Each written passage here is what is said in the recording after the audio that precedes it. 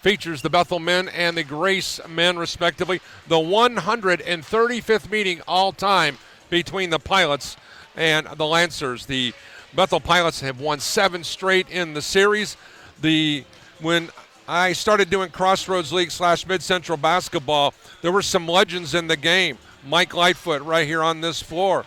Jim Kessler, the legendary Paul Patterson, the legendary Steve Platt, the legendary Coach Grimes down at Marion. Yep. They're all gone now. Just you and I, Mark, are left remaining because we got some young bucks in the building now, and Steve Draven and Scotty Moore. Scotty Moore, who we had a chance to watch play, he has certainly got a great flair for and a wonderful personality, along with Steve Draven. And they've got great assistant coaches to join us. We're going to see one of our all-time favorite players, who's now an assistant coach, Jordan Widener, as a member of the Grace staff. But this has been my favorite basketball game to broadcast because of the Lightfoot-Kessler era.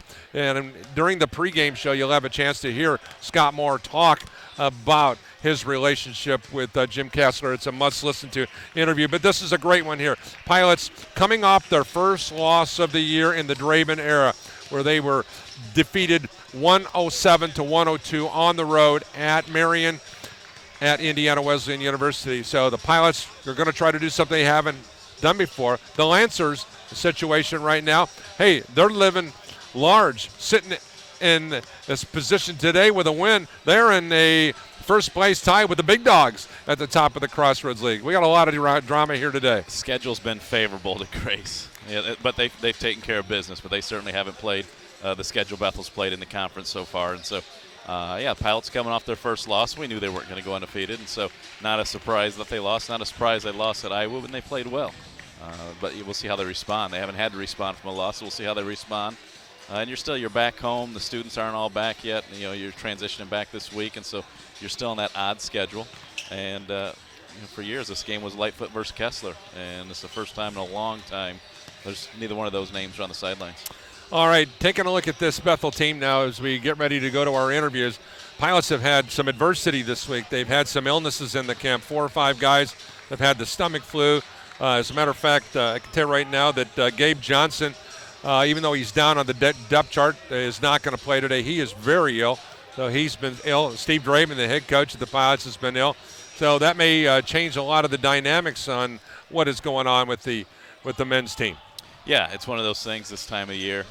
Anybody who's from this area knows it's 50 degrees one day, it's 20 degrees the next, and it's easy to get sick. And then when one guy gets sick, you spend so much time together, whether it's roommates or in the locker room, that it's easy for the whole team to get it. And so Pilots are fighting through that, but I guarantee Coach and the players say no excuses. Got to get out there and play for 40 minutes. I think there's a lot of people that are expecting Bethel to run away with this. I think we're in for a close one tonight. Yeah, Pilots have not lost a game at home this season, and the Lancers on the road are 3-4 away from the Orthopedic Capital Center. We're live from Bethel University on Mike Lightfoot Court. We'll come back with the 135th meeting between the Lancers and the Pilots. We'll go one-on-one with Scott Moore when we come back from the break. You are listening to Bethel University Sports right here on the Regional Radio Sports Network.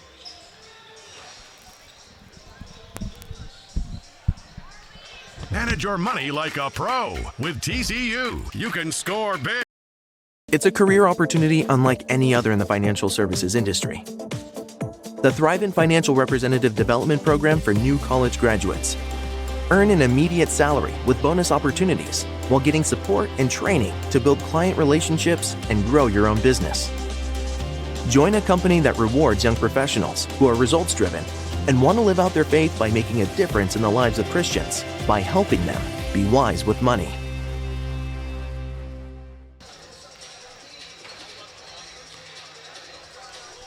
College basketball here today from Bethel University. 135th meeting all time between the Grace Lancers and the Bethel Pilots. Glad to be joined by former Grace College great and now the head coach, Scott Moore, joining us here on the pregame show. Scott, first of all, I know you and I have talked since then, but congratulations on being named the head coach at Grace College. Certainly it's not easy following the legendary Jim Kessler when you think about 788 wins and 42 years. What an impact that guy has had on so many people.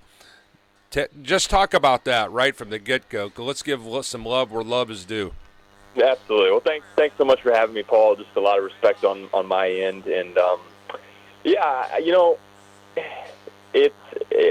how can you put it into words, right? Like, I think that it's so rare, and even today, it's so rare for anyone to be in this position at the same place for that many years. But I think there's a reason for that, and I think you named it. Obviously the success that Coach had on the floor, winning almost 800 games in those time, and a national championship in '92, and Crossroads, league championships and all that. That's all great, but the reason he was able to do it is the second part that you just kind of talked about, where he just had an impact on so many people.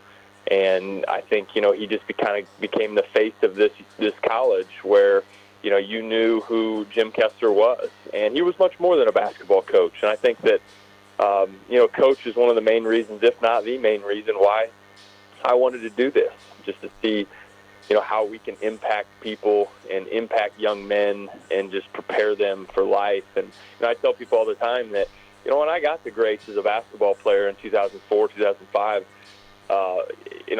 Coach never taught me how to shoot a jump shot. Coach never had to teach me how to dribble left-handed.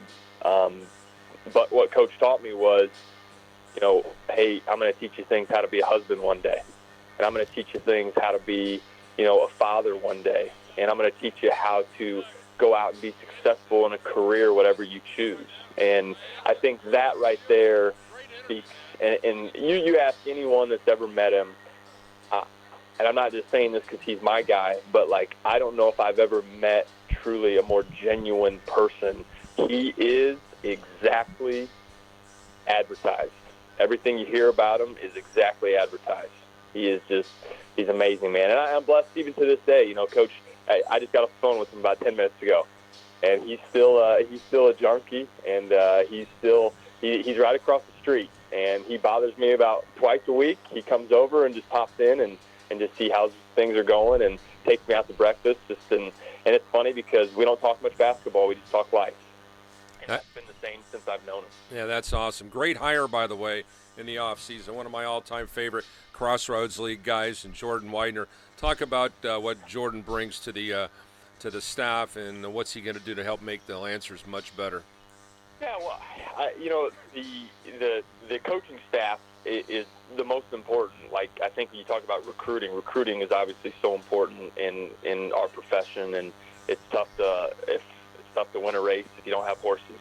And I think it starts with the guys that you want to put around you on a day-to-day basis. And like you, as a coach, you go through and you watch players, your players, other players, and you remember guys that stick out to you and who played the game the right way, who played at a high level, who competed, who were really good, who understand basketball. And I remember having a conversation with Jordan. It's actually his last year, or his first year in GA, as a GA at Indiana Wesleyan.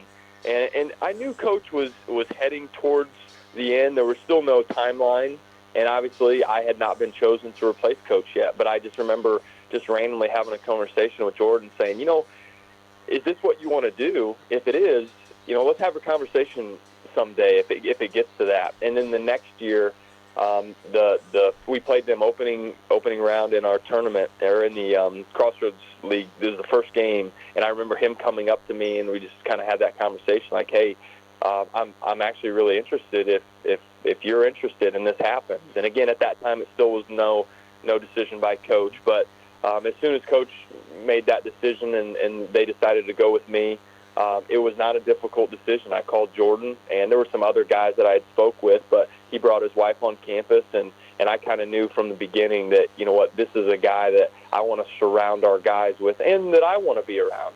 I think as a coaching staff, you're with these guys so much. I used to tell my family, man, I'm with Jim Kessler as much as I'm with my wife. And so you spend so many hours with these guys, it's important, I think, to make that decision. And that was an easy one for me. And he's been terrific. The guy, he's a Crossroads League guy, understands basketball. He's such a good player.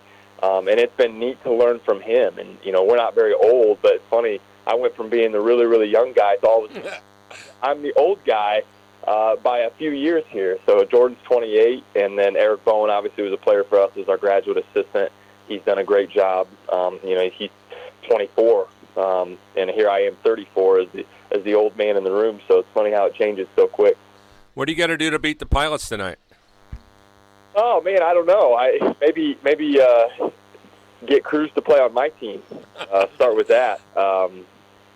They're terrific, and they always are. It's like every year, same jersey, different names, and I think that's what this league is about. Is it doesn't matter who's wearing the uniform. It's nobody really just kind of starts over. They just kind of reload, and I think that Coach Draven has done a great job just bringing his style of play into a really a popular, a well-known and established, traditional powerhouse. And that's not easy.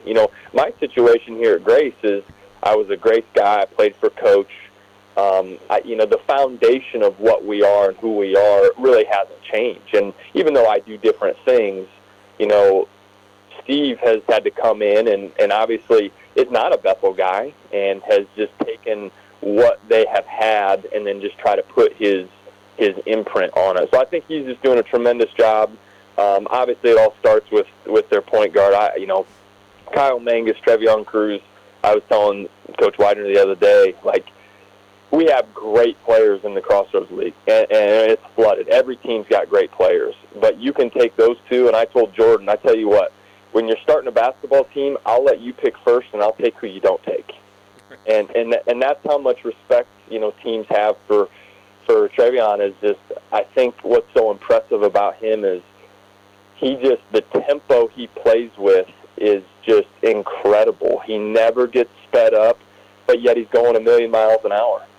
And he always seems to make the right plays. Now, I hope he misses a few shots tonight, and I hope he turns it over a few more times than he normally does, but I think it all just obviously starts with him. And then, obviously, they've got some pieces. They got a new team. A lot of different names came on, but guys are just playing with a lot of confidence.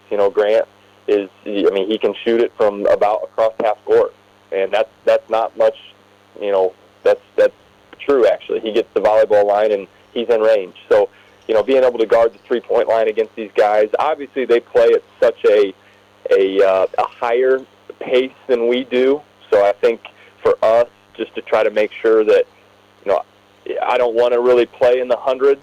I'd like to try to get this thing not necessarily slowed down to a halt, but I think we have more of an advantage in a half-court setting, with them so good, just being able to run the floor, and they got so many guys that can shoot it. That's what we're trying to focus on today a little bit. Scott Moore has been our special guest. We'll be back with more of college basketball right after this on the Regional Radio Sports Network. Really one of the class guys in all of the Crossroads League he was as a player, and equally as outstanding as an assistant coach. During Gates Automotive Group's Fast Start Sale, choose from 100 2019 Chevy Cruze vehicles for $14,988 while supplies last. Special finance terms are available, so hurry in for the best choice in color at Gates Toyota, Gates Chevy Road, Gates of Granger, Gates of Elkhart, and Gates Advantage. For more information, www.gatesautomotive.com. I spent some time likewise with Steve Draven and filed this report. Welcome back here on Regional Radio Sports. The Bethel Pilots matched up against the Grace College Lancers. The 135th meeting between these two teams. And no, I was not there at the beginning just to dispel any of those rumors. I know I may look like that, but we're thrilled to have Steve Draven joining us here. Steve, okay, this is the first time we've had a interview after a loss. So just talk about how you're feeling, how your group is feeling. I know you've had a little bit of illness, which has not been fun, but give us an idea on how you handled your basketball team post its first loss. I was excited to watch the film. I don't know if excited is the right word. I was very interested to watch the film just to see. A lot of times you feel a certain way after a game, and then you watch the film and you feel a little bit differently. I thought our effort was good. I thought we played with some confidence early, especially. And I liked how we competed towards the end there, the last 3 minutes, not giving up. And we gave ourselves a chance against the number 2 team in the country on their home floor, a place where they're 7-0 there this year after us. And, a coach that's won over 400 games, a guy I respect tremendously, a mentor of mine. We gave ourselves a chance at the end of the game.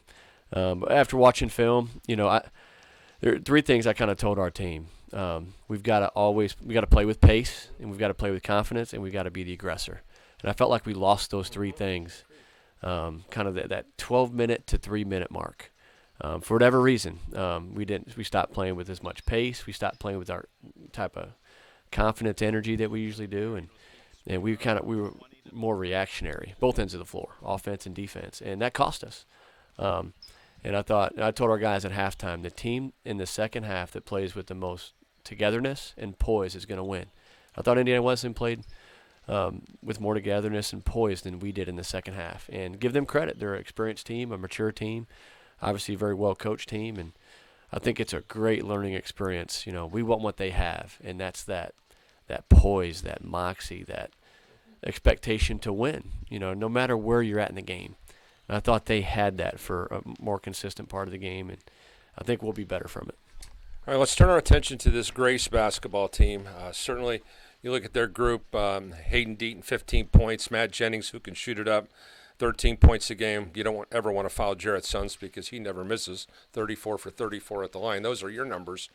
That may be even better than your numbers, and I haven't said that very many times. But they've got 4 or 5 guys that are in double figures, but that's not a very deep group. Again, like I just mentioned, pace. That's going to be a huge key for us. In any game we play, we feel like we've got good depth. We feel like we got guys that can come in and give us positive contributions. And so playing with pace will be a huge factor for us with their, they don't play as many guys. But, one thing that we struggled with, and we struggled the other night on Saturday, Indiana Wesleyan was 26 for 34 from 2. And Grace is very good in the paint. All 5 guys will post. I'm going to get on Coach Moore here, not get on him, but give him a hard time. They had a guy feed the post, and then he went and posted, and then they fed him from the spot where he was fed. I've never seen that before. So I mean, my point is that they love posting, all 5 guys.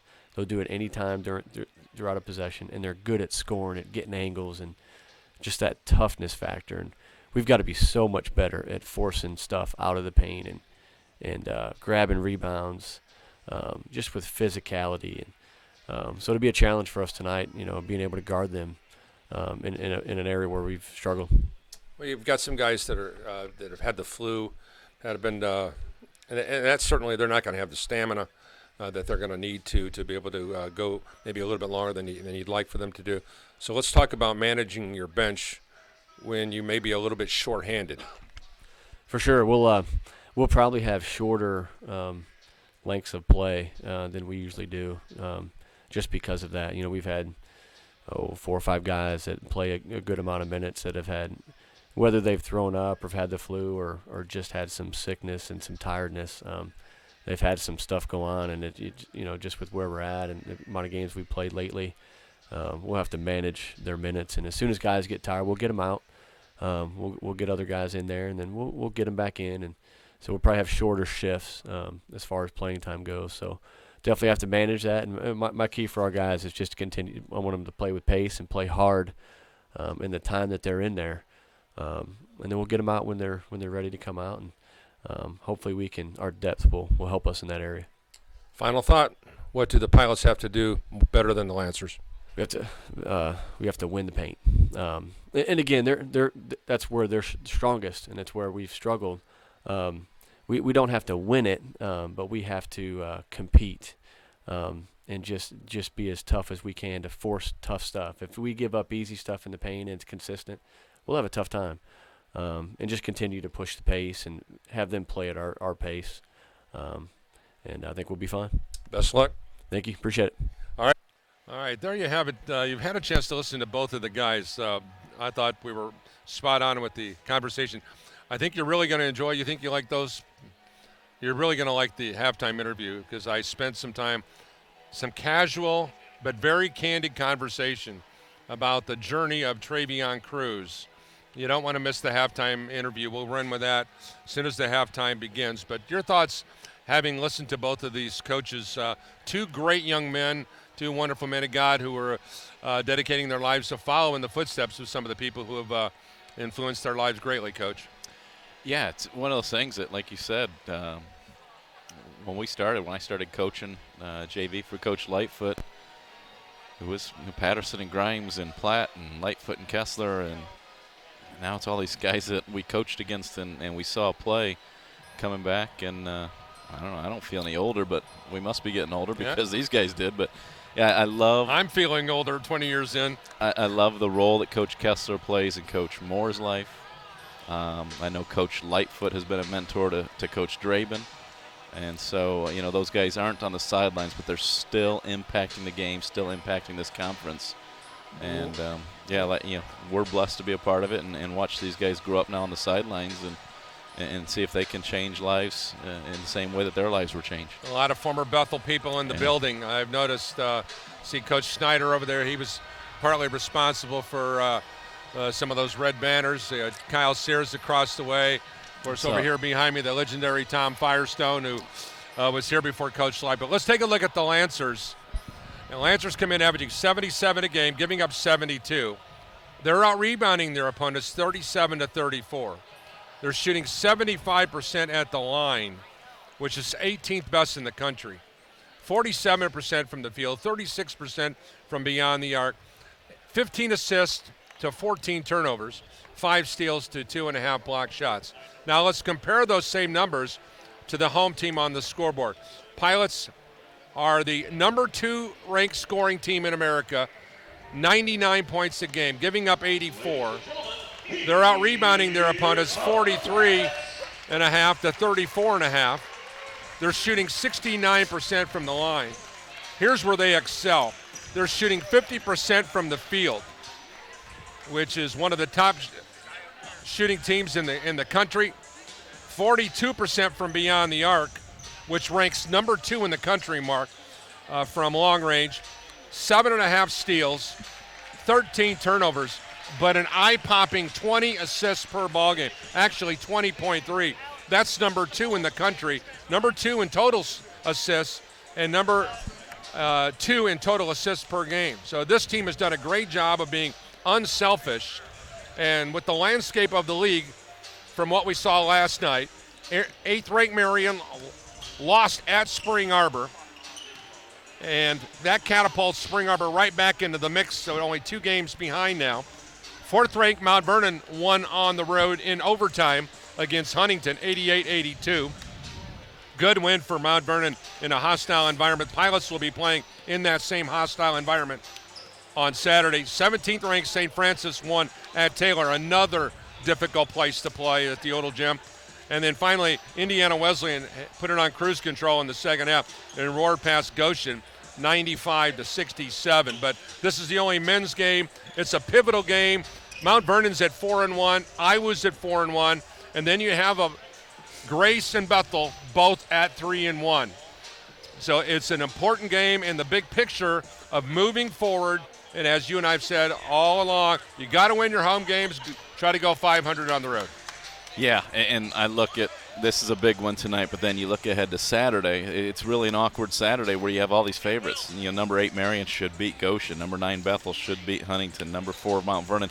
So other than Iowa and Spring Arbor, none of the ranked teams are matched up this Saturday. But then you move ahead a week from that, and you've got Spring Arbor and St. Francis. So yeah, it's one of those things that on one night you may have 8 ranked teams playing each other, and then a week later you have 6 ranked teams or 5 ranked teams playing unranked opponents. And Pilots at 15-1, 3-1 in the league. They are unbeaten here at home at 7-0. We're going to go on down here to Brian Miller with our pregame. And since we have 10 seconds before Brian takes over, I saw Robbie Prankert, Jefferson Clay, saw Jerome Caldroni in the house, Luke Fisher, Ryan Watson. So talk about former pilots coming out tonight. Your attention, please. Bethel University welcomes all players, officials, and spectators to tonight's contest. As a member of the NAIA, we are proud to be participants in the Champions of Character Initiative. We ask each of you to help create a positive, fun, and competitive environment by showing respect for one another. Fans, on behalf of the Crossroads League and Bethel University, please enjoy tonight's contest. Ladies and gentlemen, at this time we ask you to please rise and kindly remove your caps as Bethel University head bowling coach, Mr. Chris Adams, leads us in tonight's opening prayer. Dear Heavenly Father, you've created us all to strive for our best. Please grant to all the athletes, coaches, officials, and fans the strength to pursue excellence during the game tonight. We pray for the safety of these athletes, protect them from injury and harm. And finally, we pray for your grace that you would provide us with the endurance to pursue our heavenly prize, eternal life. In your Son's name we pray. Amen. Thank you. Fans, please remain standing as we honor America and those who serve and protect our great country with the singing of the Star-Spangled Banner. Tonight's national anthem will be performed by Bethel University Professor of Music and Voice, Emily McAndrew.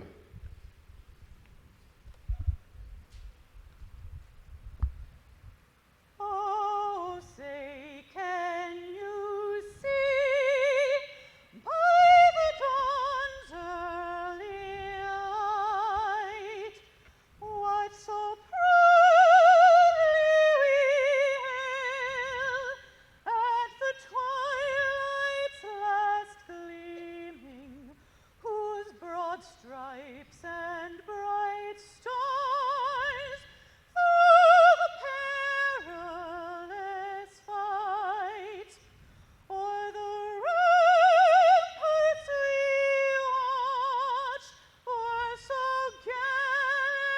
gallantly streaming, and through gates of gold the bombs bursting in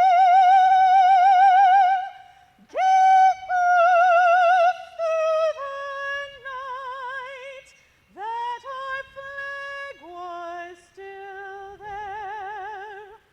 Oh, say does that star-spangled banner yet wave o'er the land of the free and the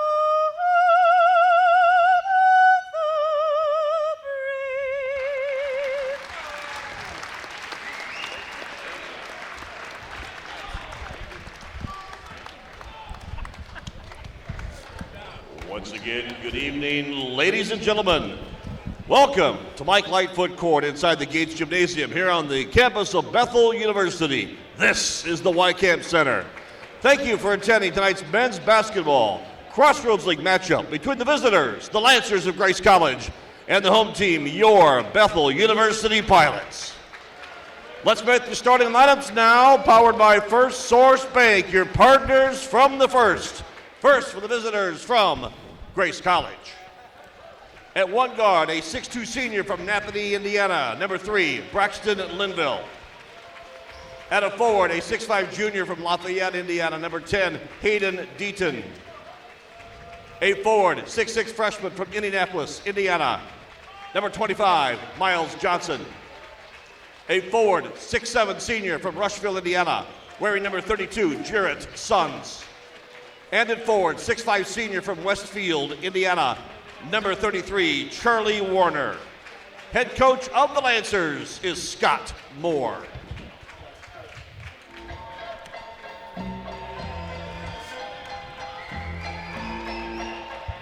All right, ladies and gentlemen, boys and girls, BU fans, all ages, and Y-Camp Wackos, let me hear you. Here's now the starting lineup for the home team, your Bethel Pilots. At one guard, he's a 6-foot junior from Fort Wayne, Indiana, number 3, Trevion Cruz. At forward, 6'5 senior from Niles, Michigan, number 13, Gavin Ressler. And another guard for BU, he's a 6-foot sophomore from Trafalgar, Indiana, wearing number 22, Jared DeHart. At center, a 6'8 freshman from Monrovia, Indiana, number 25, Maxwell Newman. And a guard, 6'5 junior, he's from Crown Point, Indiana, wearing number 30, Grant Galen. Bethel coaches are Mark Polsgrove, Alex Daniel, and Will Abbott. Managers, Elijah Andrews and Micah Gabler. Head coach of your Pilots in his first season, a 2004 Belmont graduate, is Steve Draven. Fans introducing tonight's officials. Tonight's men in stripes, Mr. Edward Phillips Jr., Mr. Patrick Stegeman, and Mr. Sean Stupinski. Gentlemen, the court is yours. All right, there you have it. The legendary Brian Miller. Got a note here from Kyle Sears across the way.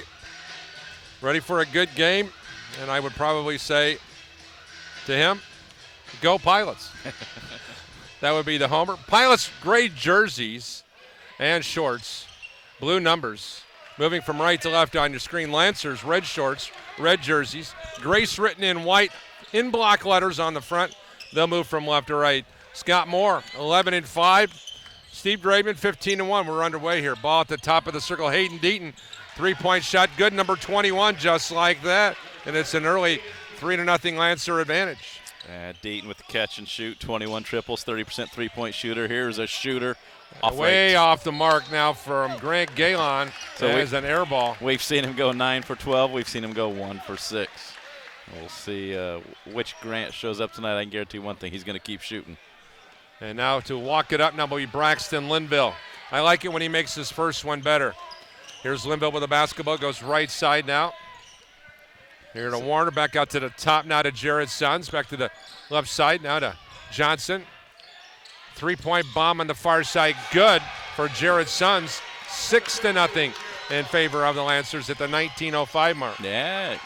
Blew the pistol, stuck it back in the holster after dropping that Travion wide right on that shot attempt. And the rebound, Grant Galen, and then he lost it out of bounds. I don't like the body language, Mark. I knew that was coming. I thought you were about minute 5 late on that. But we've seen this before, I told you, but a lot of people think Bethel's just going to run away with this. This Grace team will show up. They're going to shoot well, and we'll see if they can shoot There's well another for 40 one, minutes. three-point bomb. No good on the look again from Jared Sons. Here's Cruz with the ball in the near corner. Bounce pass to Newman in the near elbow. Looks, fakes, up, under, right-handed shot, good. Nice. Boy, the young player is going to be a good one. I'll tell you, I remember listening to you and Charlie Shepard at Spring Arbor, and Charlie was hard on these young guys, and they have grown up. They're really maturing, and early in the year they made those freshman mistakes, but now they're playing well. Here's the ball at the top now. Linville goes to the far side. Now they go inside to the low post to Deaton. Deaton inside with the score. Makes it 8-2 Lancers. That's a tough matchup on a low block for DeHart. He's going to work hard, but the size is definitely Deaton.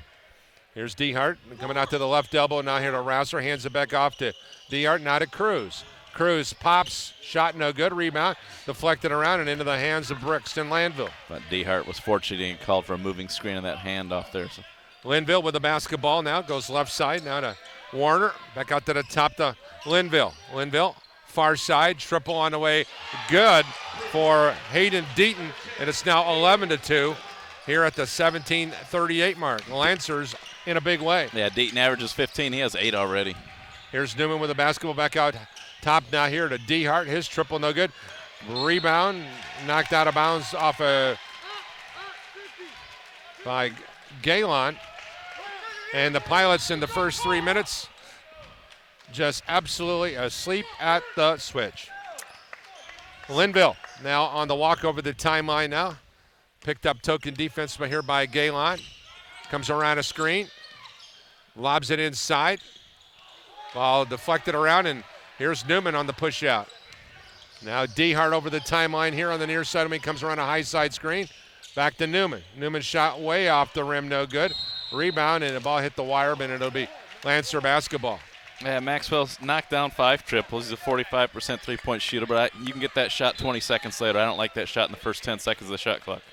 And now Braxton Linville, the former Northwood Panther, will walk it up into the forecourt. Only averages 2 points a game, but but does a great job, 3.5 assists and 1 turnover in a game. That's a pretty good assist-to-turnover ratio.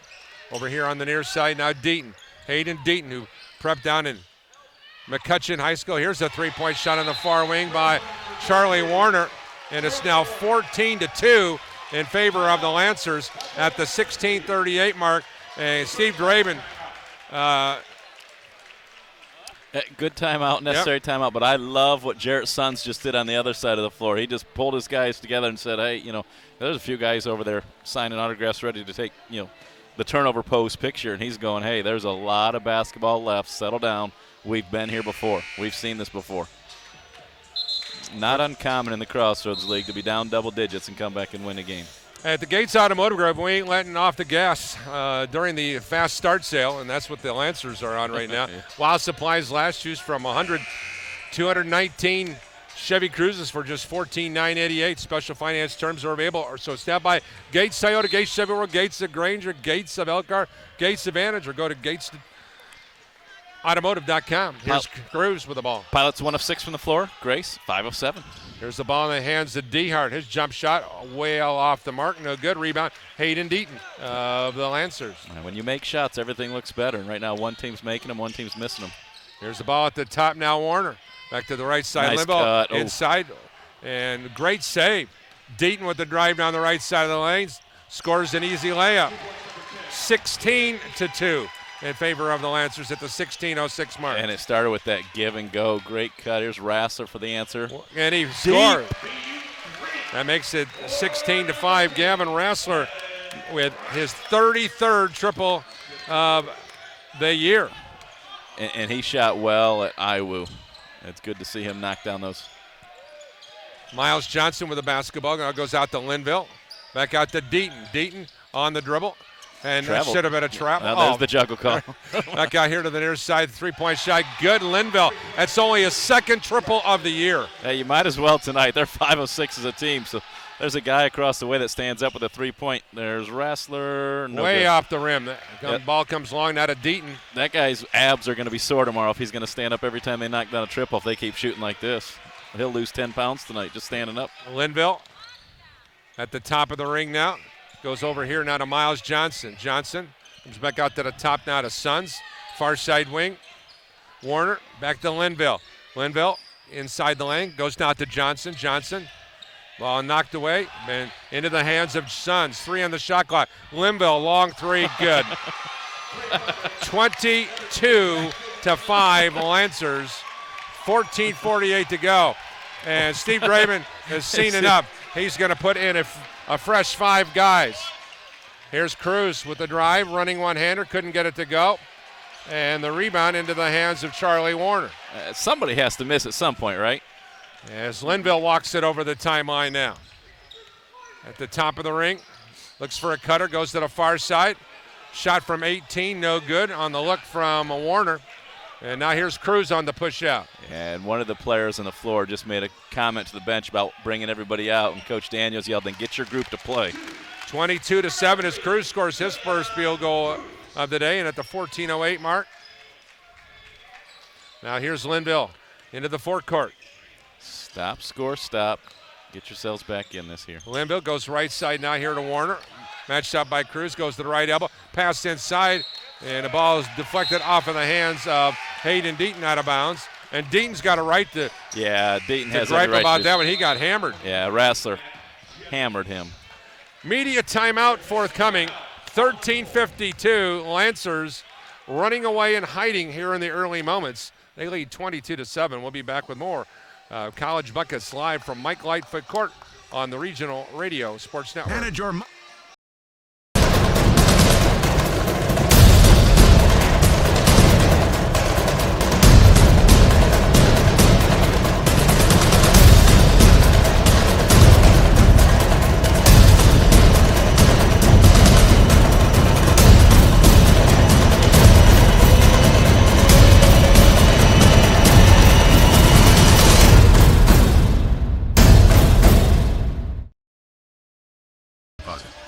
Paul Condry along with Mark Gardner. Glad you can join us here. Our coverage today being presented in part by our good friend Eric Gunther and State Farm Insurance. Think about the people who really get you, like your favorite sportscaster who knows you need your wings dry rubbed with ranch dressing, or like State Farm agent Eric Gunther. He's here to understand your life and help protect what's important. Call State Farm agent Eric Gunther today at 574-291-1597. That's 574-291-1597.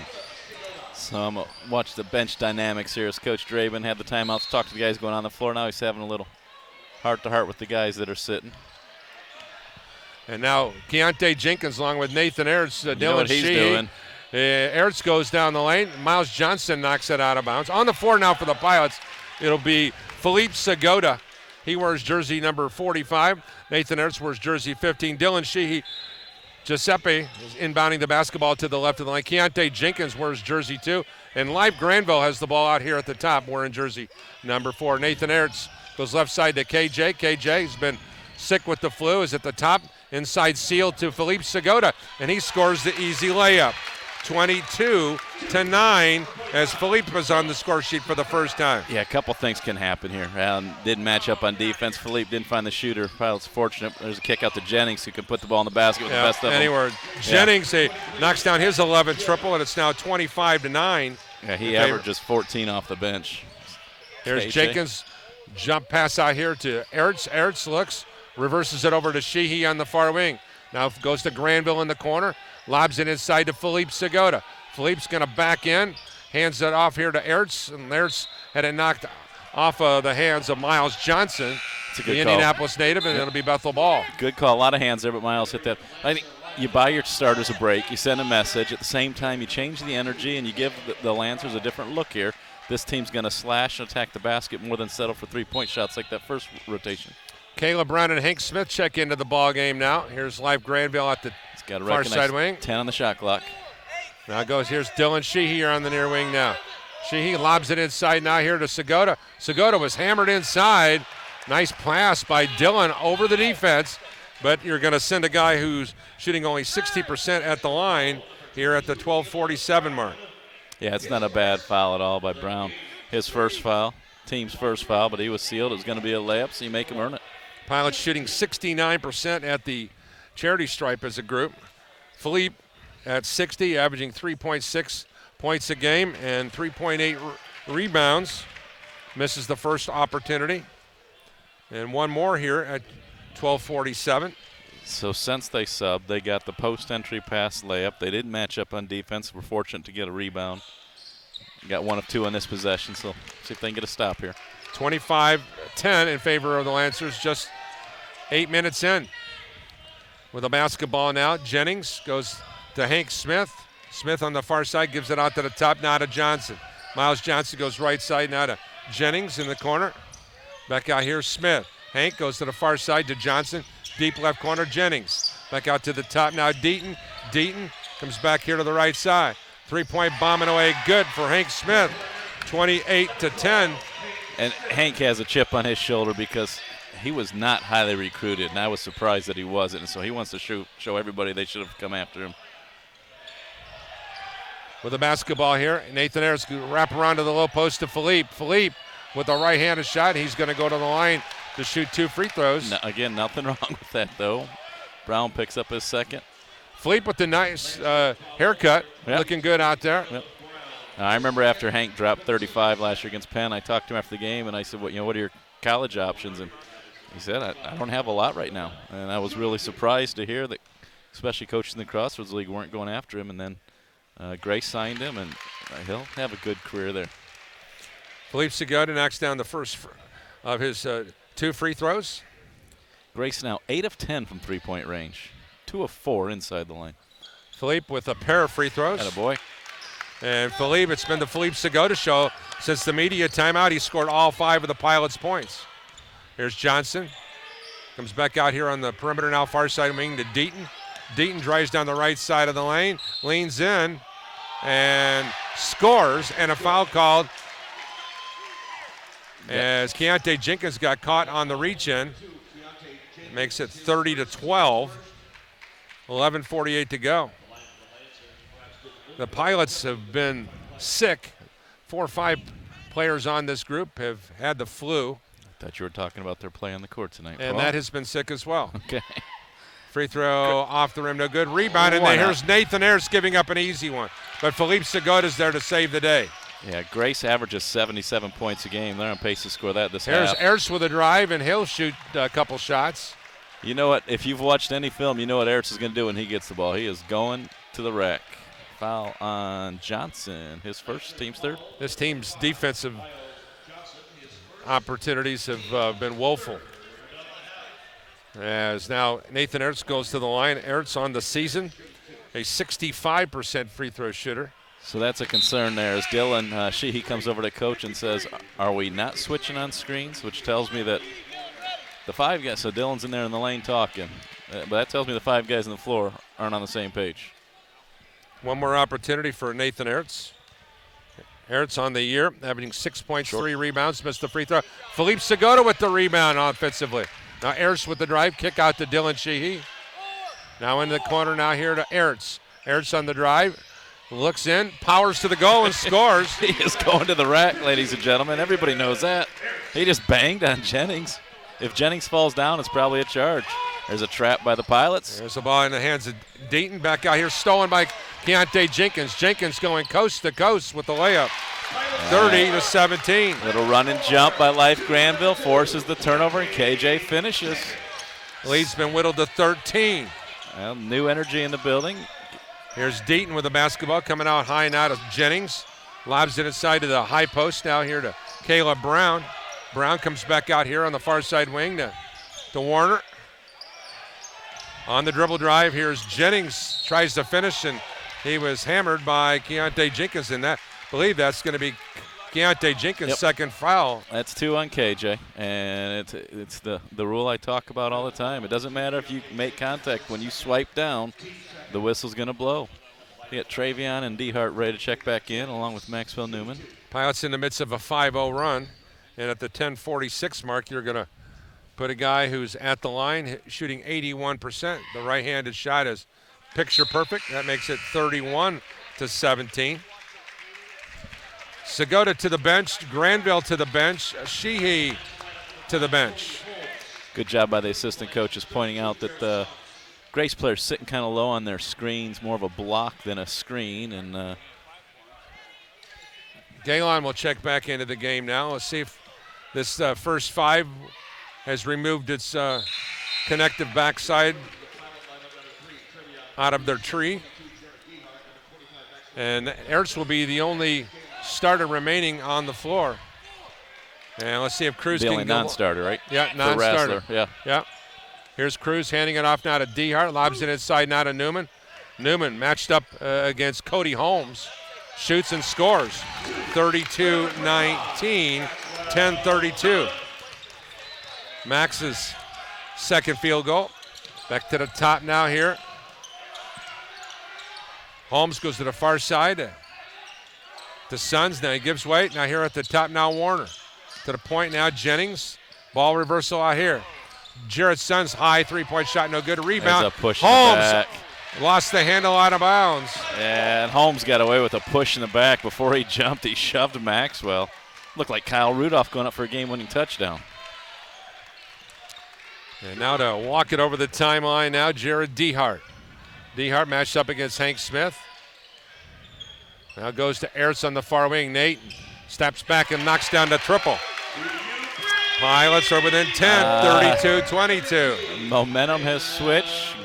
Grace is suddenly missing shots, and the next thing you know, the Pilots are right back in this thing. Here's Hank Smith, comes around a screen, loads up Long. the 18-footer, no good. Max Newman the rebound. Now goes to Galen. Up the left sideline, Nathan Ertz. Now gives way to DeHart, waits for a cutter, comes around a screen. DeHart finds Galen. Galen flares out here to the near side, goes to DeHart, now to Cruz. Cruz on the dribble, steps back, goes back to Galen. Grant cross courts it now here to Ertz inside to Newman. Newman back out here to a wide open Nathan Ertz. Ertz down the lane for the field goal. 32-24.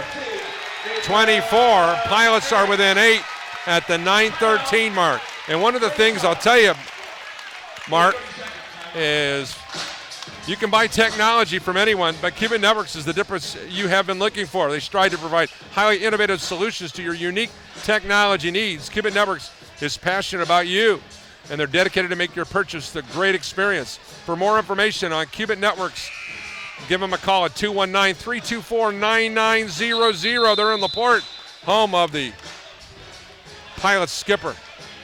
All right, one of the things that, just a sneak preview for my interview with Travion Cruz at halftime, one of the things he talks about in head coach Steve Draven is his calm demeanor at all times on the floor. We never saw Steve panic, even though they were down 22-5 at one time. No, never resorted to yelling, just kept his composure and, like I said, sent a message by sending him to the bench. Here's a drive from the left side, no good on the Jennings drive. Here come the Pilots. Cruz on the push out. Cruz, jump pass out here to Dehart. Dehart shovels it back to Cruz. Cruz back to Dehart in the corner for three. Nothing but the bottom of the net. 32-27, Dehart. 8:45 to go in the half. Dehart with 3 assists, number 2 for Cruz. Pilots at one time were down 22-5. That body language has changed. There's constant movement on both ends of the floor. With the ball now here, Jared Sons goes left side. 3-point shot on the way, good from Charlie Warner. Oh, that was a good answer by Charlie. Turned to let the student section know that he had that. And that big shot right there. And that ended a 4-0 run. Here's a shot from the far side. Newman with the rebound. Back to Dehart. Somebody has to cut. The lane's wide open. Nobody's moving. Dehart looking for some help. Comes back to Ertz. Ertz on the left elbow. Comes back to Grant Galen. Galen with a long three is a brick. He's just throwing. And back the other way now, Matt Jennings. Jennings goes to the far side now here to Warner. Warner, three, no good. Cruz the rebound. Cruz up court quickly now. Here's Galen on the drive. Drives and a foul whistled on the Lancers, Hank Smith. Pilots are fortunate on that one because I thought Grant just ran Hank over. And that will send Grant Galen to the line. Galen has yet to score yet. And we have our media timeout here at the 7:48 mark. And we'll be back with more Bethel University basketball right after this message. Once again, 35-27 in favor of the Lancers. Here, we'll be back with more right after this on the Regional Radio Sports Network. It's a career opportunity unlike any other in the financial services industry. The Thrive Financial Representative Development Program for new college graduates. Earn an immediate salary with bonus opportunities while getting support and training to build client relationships and grow your own business. Join a company that rewards young professionals who are results-driven and want to live out their faith by making a difference in the lives of Christians by helping them be wise with money. Earned the title, Marine. Welcome back here on Regional Radio Sports. Paul Condry, Mark Gardner. Mark, the largest lead. What do you got here? A plus 18. Yeah, 28 to 10, and then again 30 to 12. I think that was the biggest one. And since then, the Pilots on a 15 to 5. But a 5-0 stretch where Philippe Segota came in and gave you some quality minutes. Yep. Keontae Jenkins, Nathan Ertz, all those youngsters came in and gave you some moments, and then Grant Galen knocks down his first point of the ball game. That makes it 35-28 at the 7:48 mark. But Grace started the game 10 of 14 from the floor. They're 2 of their last 7, and so they start missing, you start scoring. Remember, Bethel started 1 of 7, so they're 9 of their last 14. Braxton Limble's back into the ball game now to run the point. Hard right-hand dribble goes left side now to Deaton. Hayden Deaton comes back out here to the top. I like Rassler back on the floor, too. I thought he was playing well to start the game. Here's the ball here in the hands of Linville. Will step back and launch a triple. No good. Rebound deflected into the hands of Cruz. That was a fortunate break as Miles Johnson was there to pick up the trash. Here's Rassler on the dribble. Down the lane. Leans in. And a foul. And that'll send Gavin Rassler to the line. Gavin on the year at the charity stripe. Only a 62% free throw shooter. He averages 7.5 points, 3.5 rebounds, an assist and a turnover in every game that he plays. Coach Moore looking for the little lean-in offensive foul, and I could see that being called on that. Gavin definitely initiated contact. And just like that, it's now a 5-point ball game as Gavin Rassler is able to score here at the 7:16 mark. Pilots have now knocked down 7 points from the foul line, 7 of 9 from the foul line. Again, easy to come back when nobody's defending you. 8 of 10 now from the foul line. 35-31, Lancer lead. That 18-point lead is now down to 4, and as Linville will walk it up into the forecourt guarded by Dehart. And remember, Linville came in shooting 1 of 6 at 3-point range. He knocked down his first 2. He's missed his next 2. Ball over here on the near side. Miles Johnson on the dribble inside. Had it stripped away by Rassler, and then there's Newman to pick up the loose change. Here's Rassler on the foul, way off. Yeah, he got fouled, but he wasn't squared up. I didn't like that shot. With a basketball, Deaton, far side wing, comes back out to the top to Linville. Linville waits for a cutter, goes to the far side to Hayden Deaton. Deaton lobs it to the high post, now to Sons. Quickly over here on the dribble drive is Charlie Warner. Backed out to Linville. 3-point shots keep of letting air him ball. shoot. Look up. They missed him. Cruz quickly to Dehart. There you now go. here to Newman. Newman waiting for a cutter. Goes back to Dehart on the far side wing. Dehart. I missed Grant. Now here's Dehart on the look. Backing it out. Goes now to Grant Galen. Galen on the drive inside. Missed the shot. Rebound ripped out of there by Jared Sons. Now Linville. Goes to the far side, inside of the low post. Deaton's going to match up against Newman with a right-handed hook. No good. Rebound. Galen. Now Cruz will push it up. Cruz knifes through traffic. Looks for some help. Goes now to Dehart. Triple way off the rim. No good. Rebound Hayden Deaton of Grace. Got to get back to the foul line. Nobody can make a shot now, so attack the basket. Get back to where you're shooting freebies. 5:38 to go here in the first half. Grace a 4-point leader after 1 point in time having a 18-point lead. Yeah, and the Pilots only have 2 fouls, both by KJ sitting on the bench in that 3 or 4 minute stretch that he played. There's a turnaround 14-footer in the lane by Sun straight on. The former Rushville Lion missed that offering. Get to the rim. Cruz with the basketball. Fakes, comes back out high here to Rassler. Rassler with a There drive you down go. the lane. Get Rassler to the with rim. a go. He scores, and a foul is called. That closes it to 35-33 with 5:12 to go. This is an easy game. Guys, make it too hard. Just get to the basket. You know what's working tonight. Granville checks back in for Galen. Travion Cruz is just 4 points shy, Mark, of the 1,000 mark now. Well, Rassler knocked down a triple. He's knocked down 2 free throws. He's got 3 rebounds. Chance to complete the old-fashioned 3-point play here. Yeah, we'll see what he can do here. Free throw by the right-hander. I thought the Lancers were in the lane early. Maxwell with the rebound. Oh, he got fouled. No call. Now they're going to call life. Are you kidding me? Oh, man. Maxwell goes up and gets hammered, and then they call life on the. And now it'll be Linville to inbound the ball. Checking out of the ball game. No, check that. Matt Jennings just coming over here to talk to the legendary Jordan Widener. Dehart. Speaking of legends, I see Tyler Brown in the house. Haven't seen Tyler in a while. And now to move from left to right will be Linville. Matched up Run against and Nathan jump. Ayers, so he traveled with a basketball. Here's a jump pass here in the corner. Now Deaton for 3. No good. A rebound. Look up. Gavin look up. Rassler.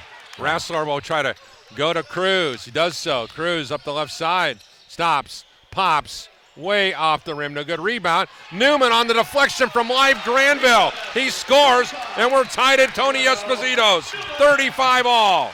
Also known as Frank Thomas's for those non-hockey fans. Linville here at the top of the ring now. Looks for some help. Goes left side now to Warner. Back out to the top now. Jennings. 3. No good. Rebound. Gavin Rassler. Up court quickly. Now to Cruz. Cruz stops. Pops. 18-footer good. Pilots lead. 37-35. 4:18 to go.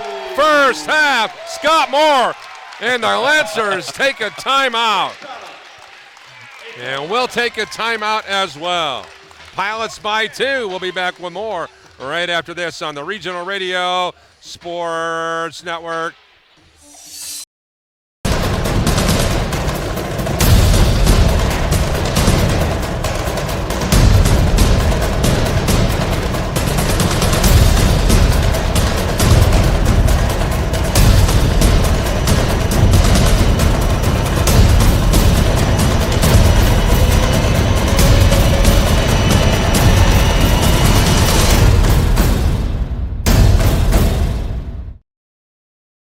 Tomorrow night on 91.1 FM, The Globe.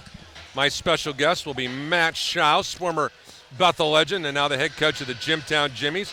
We'll be talking some buckets. Also, we'll be talking with one of the best basketball coaches in America, Mike McBride, the head coach of Holy Cross College. He'll join us for some bucket talk tomorrow, and because it's Fajita Thursdays at Beef O'Brady's, don't forget you can try the seasoned chicken Angus skirt steak, grilled shrimp for just $9.99. State Road 23 in Bittersweet Road. Once again, Beef O'Brady's, home of the Coach's Box on 91.1 FM WGCS Radio. Hey, I want to give a shout out to John Wolford, dropping me a text, said that he's watching with some coworkers. We appreciate them listening. Absolutely. Go Pilots.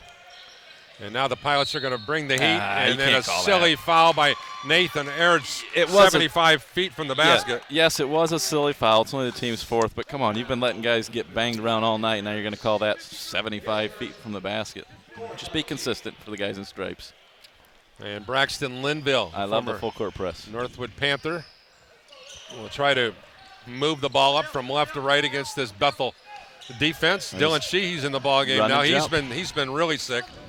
Back here on the right side now, Matt Jennings gives it inside. There's a shot, no good, put up and in on the foul by Jarrett Sons to tie up the ball game at 37-all. There's Life going the other way. Saves it to Ertz. Ertz back to Dylan Sheehy. Giuseppe, his three, good! Two on the line. He was they on get the line. a 39-37. I thought Pilots got away with a big push in the back, though, on that last Grace drive down at this end. It's a big bucket for Dylan. Here's Linville. Coming around a screen on the left side. Linville all the way underneath, comes back out here to Jennings. Jennings bounce pass inside the Suns, and he finishes strongly. We're tied at 39-all. Here, 3:24 to go. Great finish by Jarrett, using the rim as a shield off the defender. Cruz lobs it inside to Newman. Newman had it packed away, but it ricochets out to Dillon. Dillon skips it over here, now to Nathan Ertz. Ertz launches the shot inside Newman on the air ball, and then he was rejected from behind by Warner. Back to Cruz for three. He scores! 42-39 Pilots. 2:59 to go. Cruz with 7. And Cruz now over the 1,000 mark. He's the 61st Pilot in Bethel history and the 4th fastest, as a foul is going to be whistled on Dylan Sheehy underneath the basket. Yeah, Dylan pushing in the back, and that's where Coach is saying, hang on a second. Newman ended up getting knocked to the floor. On the other end of the floor, nothing happened, and now you're going to call box out. Dylan Sheehy will check into the ballgame for Max Newman now. Philippe Segota.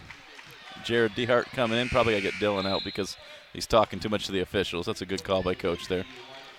You're not here to make friends and win a debate. Just play the game, young man.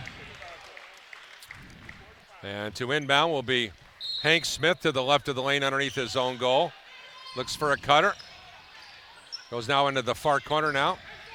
On the dribble now is Warner. Inside over Ertz and scores the field goal. That's a tough spin. 42-41 Pilots. 2:35 to go. Here is Cruz. Shake and bake. Stops right elbow. Drives. Jump past a wide open lane. Granville. Granville fakes. Drives. Throws it over here. Kick save. That's a kick, yeah. And off of Hayden Deaton. The Pilots will take the freebie. Granville trying to do a little bit too much. Yeah. Not like this move here. Get Gavin back in. Ertz gave you good minutes. Yes, he did. But Gavin's got 5 rebounds tonight. DeHart, who's had a quiet night from a production standpoint. Philippe Segota will hustle to the bench. He's got blood on his. Ashley Ort quickly.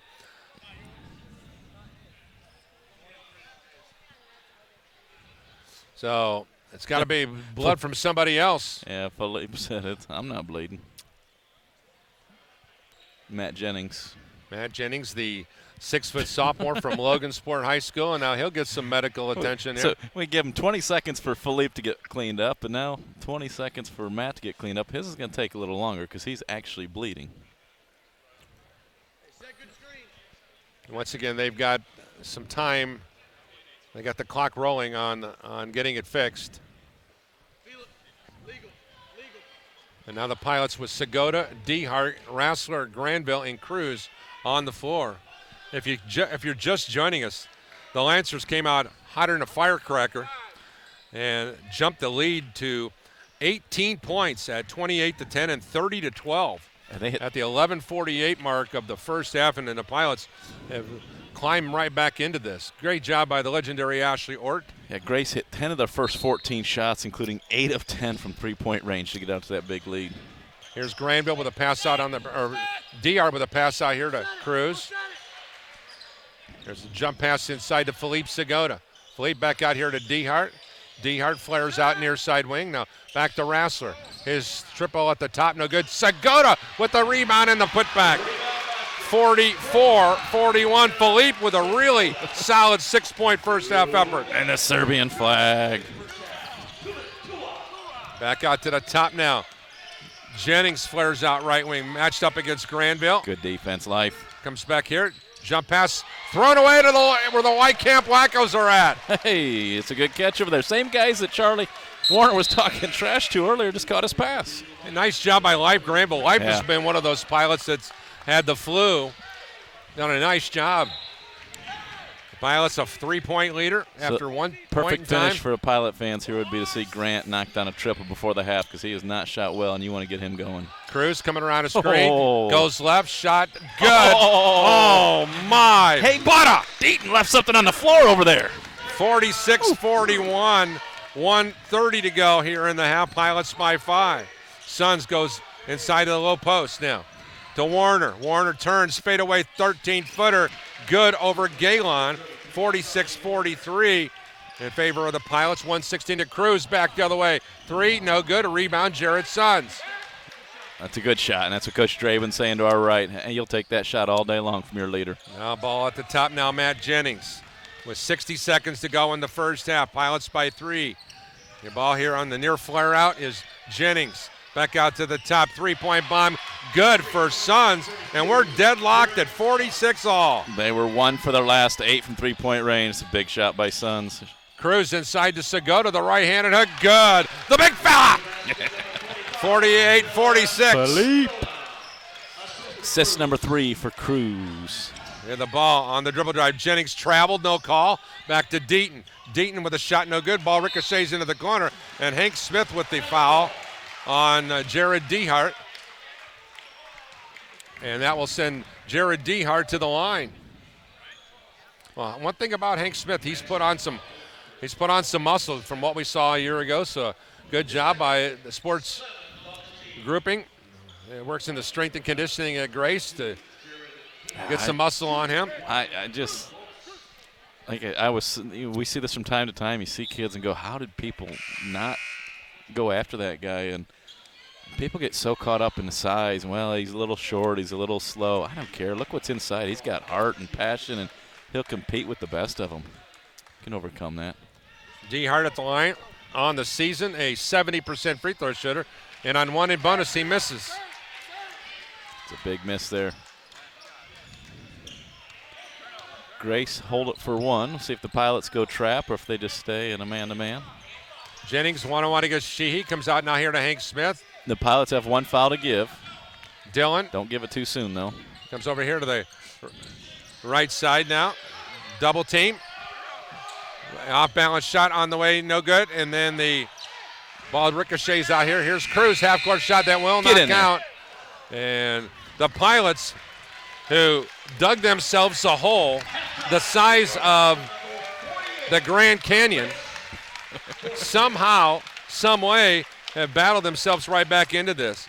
As the first unit was asleep at the switch, big time, gave up an 18-point deficit, and now here they are, 48-46 at the intermission. Mark Paulsgrove, Bethel assistant coach, is going to join us here at the intermission. Mark and I talked before the ballgame. I said the body language by the starting 5 was lackadaisical and ill-advised, and boy, I nailed that one, didn't I? Yeah, you were exactly right on that one. You know, that second group came in and they did a great job. They got a great job getting the tempo up. pushing the pace. We want this to be up and down, and it was way too slow those first, 4 minutes. So they did a great job. A great job by Philippe Segota off the bench, Nathan Ertz off the bench. When you're getting contributions for those guys like that, and once again, you got yourself back into the game at the charity stripe. Yeah, we sure did. Nate Ertz did a great job attacking the rim.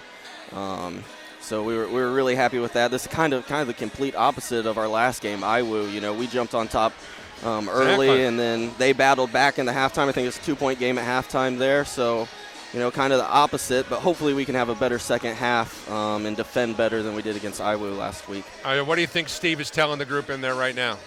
Yeah, I think we're going to be really encouraging to the guys. We got the tempo back up where we wanted it to be. And that kind of stuff, and we showed a lot of aggression late in the half and got to the foul line. So continue that, and then on top of that, just get stops. We got to get stops in the second half. Thanks for stopping by, Coach. Thank you. Once again, Mark Paulsgrove joining us. Mark, don't forget to stay tuned for this one because I spent some time with Travion Cruz, the Bethel All-American, and some quality conversation, if I might point out that if you haven't had a chance to get to know the All-American, you're going to want to listen to this.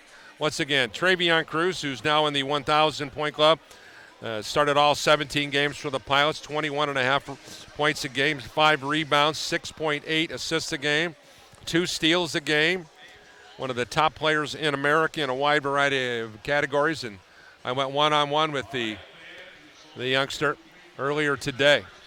Welcome back here at the half. Great to have Travion Cruz with us here. Of course, certainly off to a rip-roaring start here this season, 21.5 points, 5.5 rebounds, almost 7 assists a game. Doing a great job. First of all, man, I want you to take me back, if you can, to the decision to come to this institution.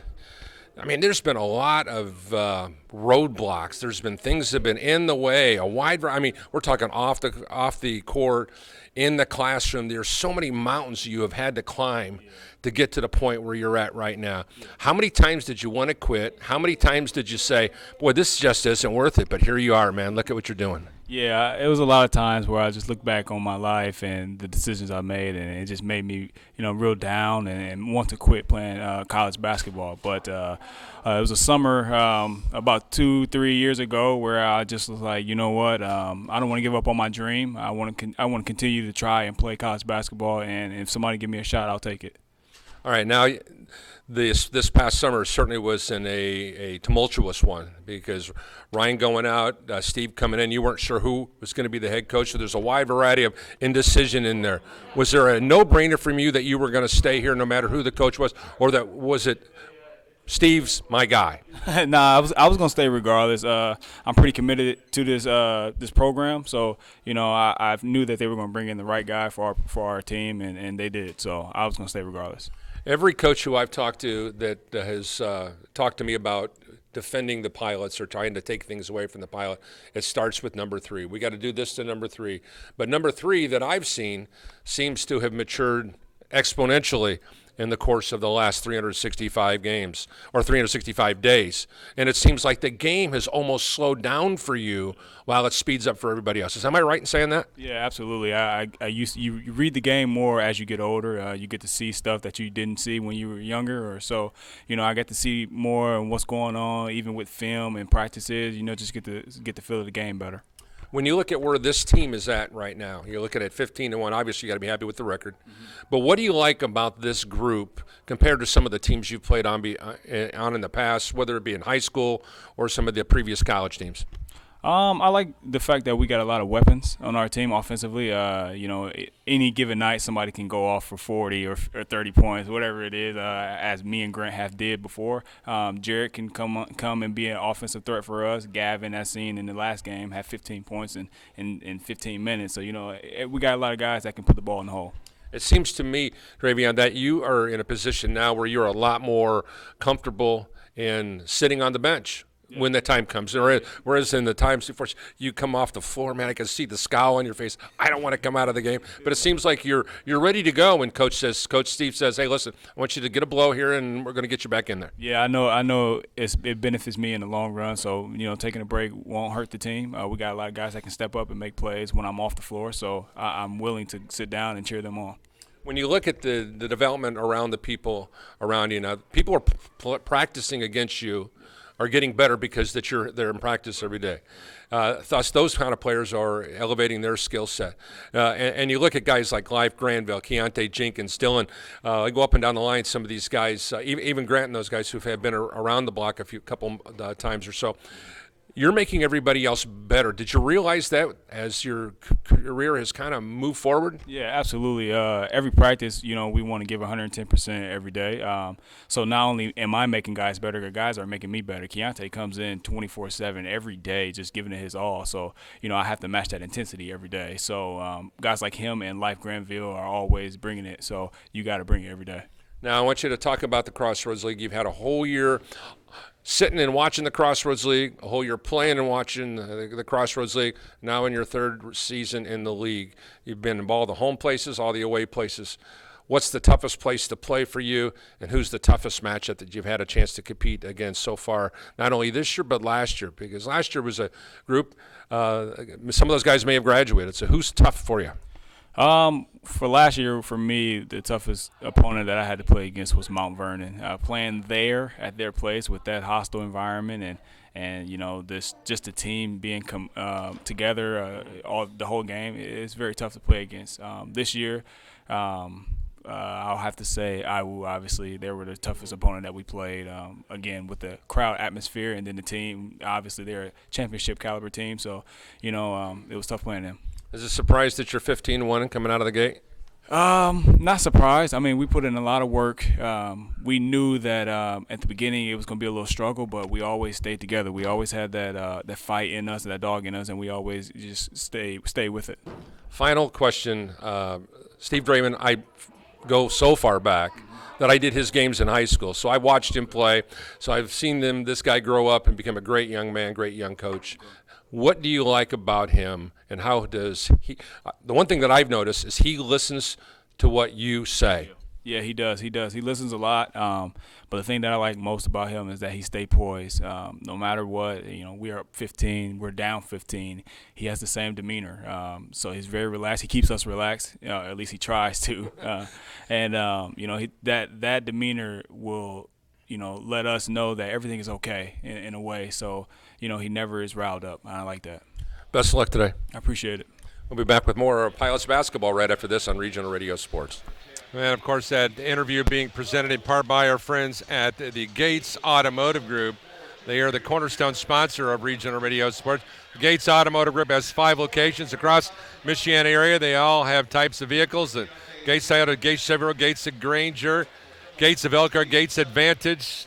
Check them out at www.gatesautomotive.com. All right, Mark, you heard the interview with Travion Cruz. Is there something there that you didn't learn, or what were you surprised to hear from the Bethel All-American? Honestly, not a lot, but I've got the privilege of getting to know him. I get to spend a lot of time around here. Coaching last year with Cam playing for me, got to spend time with him, and with Madison he's been Madison's one of her favorite players, and so we hang out after the game, and he's been over to the house. I think he's so misunderstood by people if you don't get to know him. So I think that interview was good for the people that don't have the privilege that we have to see him so often, because he's an incredible young man, a great success story, and he doesn't run from his past. And he's used it to make himself better, and will use it to make others better. And Coach Lightfoot used to always say, it's not about being successful when you leave here. It's about being significant. And Travion will go out and he'll be significant in life, and he'll make a significant impact on others. Pilots are in search of their 250th win here inside the Gates Gymnasium at the YCAB Athletic Center. And, of course, this is the 135th meeting all-time. Bethel leads the all-time series 71-63. Pilots have won 7 straight in the series, including a 41-7 41-17 record here at home. On the court, All-Stars make assists look easy. Behind the back, no look, or off the backboard, they're dropping triples nonstop. That's how we feel about coverage and savings. Combine your home and auto with State Farm and start your own assist highlight reel. After all, even All-Stars need an assist. Call All-Star agent Eric Gunther for helping your home and auto and enjoy the savings. Dial 574-291-1597 or visit them at www.statefarm.com. Let's go to Mark for our first half stats. Before we give out the stats, we got to say hi to Emily Sherwood, Director of Alumni Relations here at Bethel. She sent me a text. She was getting jealous that other people were getting shout-outs. We want to make sure that she gets hers over there, too. Appreciate all that she does over here. The visitors, 17 of 37 from the floor, 46%. They are 10 of 21 from three-point range, 47%. Just 2 of 3 from the foul line, 67%. 20 rebounds, 5 on the offensive end, 6 assists, only 4 turnovers. Individually, Linville has 6 points, 2 rebounds. Hayden Deaton, 12 points, 4 rebounds. Remember, he had 8 points in the first 2 minutes of the game. Miles Johnson, no points, no rebounds, 2 personal fouls. Jarrett Sons, 10 points, 3 rebounds. Charlie Warner, 10 points, 1 rebound. Cody Holmes has a rebound. Hank Smith knocked down a triple, has 2 fouls. Caleb Brown has a rebound and 2 fouls. Matt Jennings, 5 points, 3 rebounds, 2 assists. Remember, this team started 8 of 10 from three-point range, finished 2 of their last 11. They started 10 of 14 overall, finished 7 of their last 23 from the field. So that's where the Pilots are able to make that comeback. Pilots shooting 18 of 36, 50%. 4 of 18 only from three-point range. That's 22%. 22%. This Pilot team, number 2 in the country in three-point shooting, 42%. Well, that's because they've shot lights out over the last 5 games. And that just means that they're due to shoot 60% second half and end up winning by 20. Okay. You heard it here first. 23 rebounds, 7 on the offensive end. 6 assists. How about this one? 1 turnover in the half. Yeah, that's something that I noticed there too. You can overcome 18-point deficits when you take care of the ball and you knock down free throws. 8 of 12 from the foul line. Individually, Rassler, 7 points, 5 rebounds. Maxwell Newman, 6 points, 7 rebounds. Travion Cruz, 9 points, 2 rebounds, 3 assists. Jared DeHart, 3 points and an assist. Grant Galen, 2 points, 2 rebounds. He's 0 of 3 from the floor. Dylan Sheehy Giuseppe, 2 points. Keontae Jenkins, 2 points, 2 quick fouls in 3 minutes of play. Life Granville, 1 assist, but his stat line doesn't show you what he did in those 6 minutes and 34 seconds. Great defense, kept some balls alive, and just gave him good energy off the bench. Nathan Ertz, 8 points.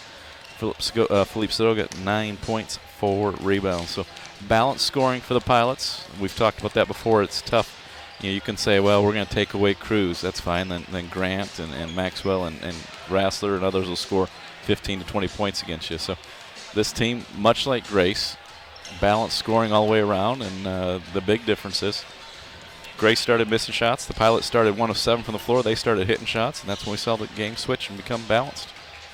Great job by that second unit, however, coming in and really kind of setting the tone. I think that and it lit a fire under the backside of those guys that don't like sitting on those chairs. Exactly. Great way to do it. I've always felt that the bench was the greatest motivator in the history of education-based athletics. We'll be back after this. Serving Indiana residents since once said, the difference between who you are and who you want to be is what you do. What are you going to do with your opportunities and gifts that God has given you? The choice is yours. So choose your path. Do what you know needs to be done in order to become what you have always wanted to be. Whether that means the head of a marketing campaign, head of a financial account, or even the CEO of your own company. Take action and prepare yourself to meet the ever-changing business landscape head-on. The knowledge and resources to do so are at your fingertips. All you have to do is reach out. Learn what it means to be a leader in your business or nonprofit ventures at Bethel University. We're helping you on your own path to success is business as usual.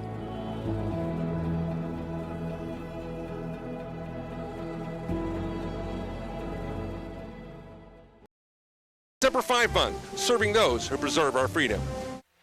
Welcome back here on Regional Radio Sports. Paul Condry along with My good friend Mark Gardner, also Charlie Shepard hanging out with us here at the press table. Charlie and I will be on the road in beautiful Platt Arena on Saturday. Looking forward to our double dip there.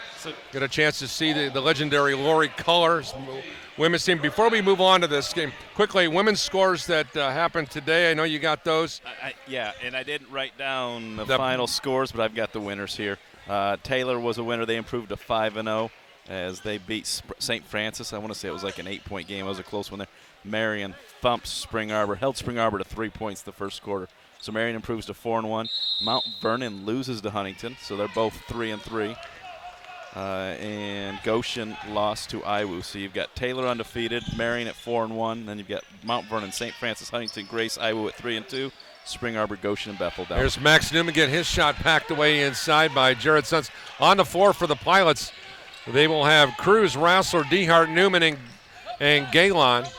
The Lancers will come back with Linville, Deaton, Johnson, Sons, and Warner, respectively. Once again, Grace moving from right to left on your screen, decked out with the red jerseys and the white numbers and, of course, the black and white trim. Pilots decked out the gray shorts, gray jerseys.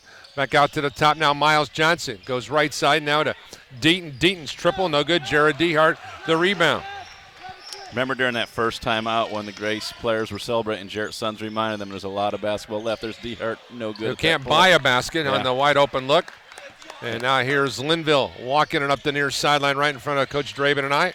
And Grace hasn't played well for 15 minutes, but they still have a chance to win this Here's game. a pull-up jump shot about 17 straight on for the former Westfield Shamrock, tying up the ball game here at 48 all here at the 18:50 mark. Warner with 12 now.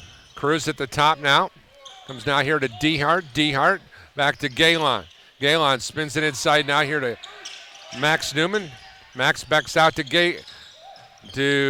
Rassler. His drive inside the lane, no good. Rebound, Johnson. Good defense, Miles Johnson. Yeah, I think both coaches at halftime had to be positive. If you're Grace, you're saying, hey, we haven't played well. We got off to a great start, but we're still right in it. Bethel saying, hey, we got off to a bad start. We finished strong, and now we got a new game in front of us. Here with the ball, Linville gives it off down to Johnson. Johnson will launch the three-point shot with a hand in his face. The only one that had and a he triple knocked tonight. it down. Johnson with his 9th three of the year. And it's now a 51-48 Lancer advantage. 18:05 to go in regulation. Here's Cruz flaring out to the far wing. 7th Lancer to knock down a triple tonight. Pass inside to Newman. Newman waits for a cutter, gives it off to Galen. Galen leans in, shot rejected inside. Well played by Charlie Warner. Slapped it right back into the former Crown Point Bulldogs' face. Yeah, that's a nice defensive play there by Warner. His Sons from the top of the key. Yeah, but he knocked it down just like that. 54-48, 17:34 to go. Lancers have picking it up where they started. Here's Cruz with a drive inside. Shot on the way, good.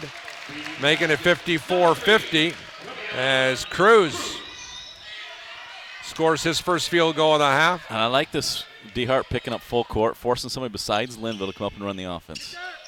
Back here, and that's why. Right there. Take the ball out of the point guard's hand, and you get passes to the concession stand. And now the Pilots to move from left to right, a 4-point trailer here at the 17-11 mark. It's those little things. You said earlier, Linville's averaging 2 points a game, but he runs the show for this team. So if you can change that and take that away, it impacts the game. Cruz around a screen, pulls up, shot Nice blocked. block. Away here by Sons. Sons back the other way, 2-on-1 with an easy layup. Here is Charlie Warner. 56-50, Lancers. 16:52 to mark. That's the 4th block shot by this Lancer team tonight. Dehart back to Max Newman, back to Galen. Galen with a triple, in and out, no good. A rebound, Miles Johnson. Johnson now gives it off to Linville, and Linville on the slow walk into the half-court set. Matched up by Dehart, swings it left side. Here now to Deaton. Deaton around on the left elbow screen. Here we got a wide open Jarrett Sons out here. Now goes back to Linville, 10 on the shot clock. Linville looking, still on the look, is going to drive, spin inside, comes to a jump stop, banks one, no good, a rebound, Gavin Rassler. Up court quickly rebound. now. Here is a drive inside by Galen, and he couldn't get it to go. He can't buy a basket. No, and there's a lot of contact in that, which makes it a frustrating night. Here's a drop-off pass here to Warner. His shot good. Steve Draven needs a timeout. 59-50. He's going to play through this one. We'll see if they Yeah, I think he's going to try and play through it, but if they get another bucket, he'll get one. Cruz with the ball now here at the top of the ring. Now comes around a high side screen, goes to Rassler. Rassler That's being a bodied up foul. by Johnson. Gosh, that's a foul. And now here's Linville on the push out. Shovels it over now to Johnson. Johnson with the drive shot and a foul coming back the other way. Paul, I say it all the time. You have to protect shooters. You're going to call a bump 75 feet from the basket. Then you got to call the bump when somebody's attacking the basket like that. We'll whistle that on Maxwell Newman. And now the media timeout here at the 15:30 mark is where Bethel gets a break in regards to that. Maybe Steve was just waiting on the media timeout. We'll take a timeout as well. Lancers by 9 as the Pilots starting the second half off the way they started the first half off. Asleep at the wheel. We'll be back with more after this. Question. It's a career opportunity unlike any other in the financial services industry. The Thrive Financial Representative Development Program for new college graduates. Earn an immediate salary with bonus opportunities while getting support and training to build client relationships and grow your own business. Join a company that rewards young professionals who are results-driven and want to live out their faith by making a difference in the lives of Christians by helping them be wise with money. Condry, Mark Gardner, glad you can join us here today. And of course, our continuing coverage is being presented in part by our friends at Beef O'Brady's. Thanks to Beef O'Brady's for their longtime support of our sports programming. All right, Paul. Game started. Grace was 10 of 14. Pilots were 1 of 7. Found themselves down by 18. Second half, Grace 5 of 7. Pilots 1 of 9. So you take the first 4.5 minutes of both halves, and the Pilots are combined 2 for 16. And at the line will be Miles Johnson, who was a homeschool kid out of Indianapolis, a 65% free throw shooter. And his free throw is no good. And one more opportunity forthcoming. Can't leave points on the floor. Grace now 2 of 4 from the foul line, only 4 attempts tonight. Johnson eyes, flies, knocks down the second of his 2 opportunities. That makes it 60-50 Lancers. 15:26 to go. Pilots need a bucket here. Dehart looks for ball reversal. Good finds cut. Galen back door. Shot rejected. Great block by Jarrett Sons. Block shot number 5 for the Lancers. Johnson on the dribble drive inside. Max Newman comes away with the missed shot. Dehart up quickly now here to Rassler. Rassler fakes the shot. Finds Galen. Galen's reluctant to pull the trigger. And now flaring out here to the near wing is Dehart. Now goes to Newman, a deep right corner. Yeah, Jared didn't want to attack Sons. There's a good back cut. Rassler missed the field goal opportunity. And the Lancers once again continue to. Great cut, great pass, just didn't finish. And now Linville again. In between the circles, waits for a cutter, goes left side now to Warner, Charlie Warner. Multiple substitutions coming for the Pilots. It looks like it's going to be a jump shot from the top, no good. Rebound, Dehart ricochets the ball into the hands of Johnson. Johnson back to Hayden Deaton. It'll be Ertz, Keontae Jenkins, and Live Granville at the next dead ball. Linville, jump pass here to Sons. He traveled, no call, missed the shot. But he took 3 steps before he even put the ball on the floor. Foul on. Yeah, and that's what Coach Draben's saying. Hey, not saying it's not a foul, just saying that we're not getting the same call on this end of the floor.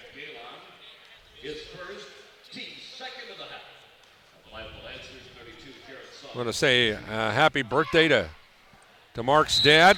Big number 75 this past week. What do you think about that, Coach? Oh, I think it's pretty amazing. It's pretty impressive. They'll be leaving for Florida here in a few weeks. I booked my flight. We'll be heading down there in March to spend some time with them. Suns a perfect 34 at the line on the year. Maybe the greatest free throw shooter in the history of the game, and he missed the free throw. I don't believe in the broadcaster's curse, but I'm sure glad you said that. And mark it down, ladies and gentlemen. You should have saved it for later in the game, though. Keontae Jenkins on the drive, pull up 12-footer, missed it badly. Rebound, Jarrett Sons. Yeah, I don't like that shot by KJ. You can get that shot 15 seconds later in the shot clock. With the ball now, Sons comes back out high now to Deaton. Left side now to Matt Jennings. Jennings to the left elbow to Miles Johnson. Back out to the top to Hayden Deaton. Deaton gives way to the right wing now to Warner. Warner steps back out, 10 of the shot clock. Launches a long triple, no good. Keontae Jenkins comes away with the pumpkin. Keontae on the push out. Keontae looks, drives, shoots, scores, and then he hits the deck. And he looks up at the official say, I got knocked into the first row. Matt Jennings just got knocked at the other end too. They're consistent there. KJ's going right to the rack again. And Mark, I'm 63-52. Tell you what. And with 13-19 to go. Did you miss one? I must have missed the last field goal. Yeah, Suns hit 1 of 2 from the foul line. Right. So that made it 61. And then Jennings got there you go. got the bucket and contact, but no call. Jenkins missed the free throw. Once again, 11-point lead. Philippe Segota checking into the game now for Max Newman. Hank Smith hanging out by the Grace bench.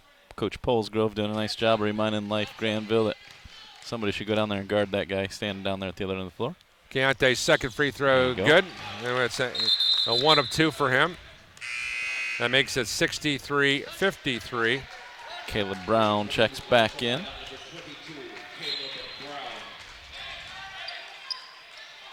And now to inbound the ball against full court pressure. Johnson pushes it up.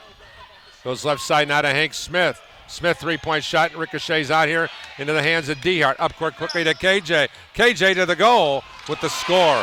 63-55.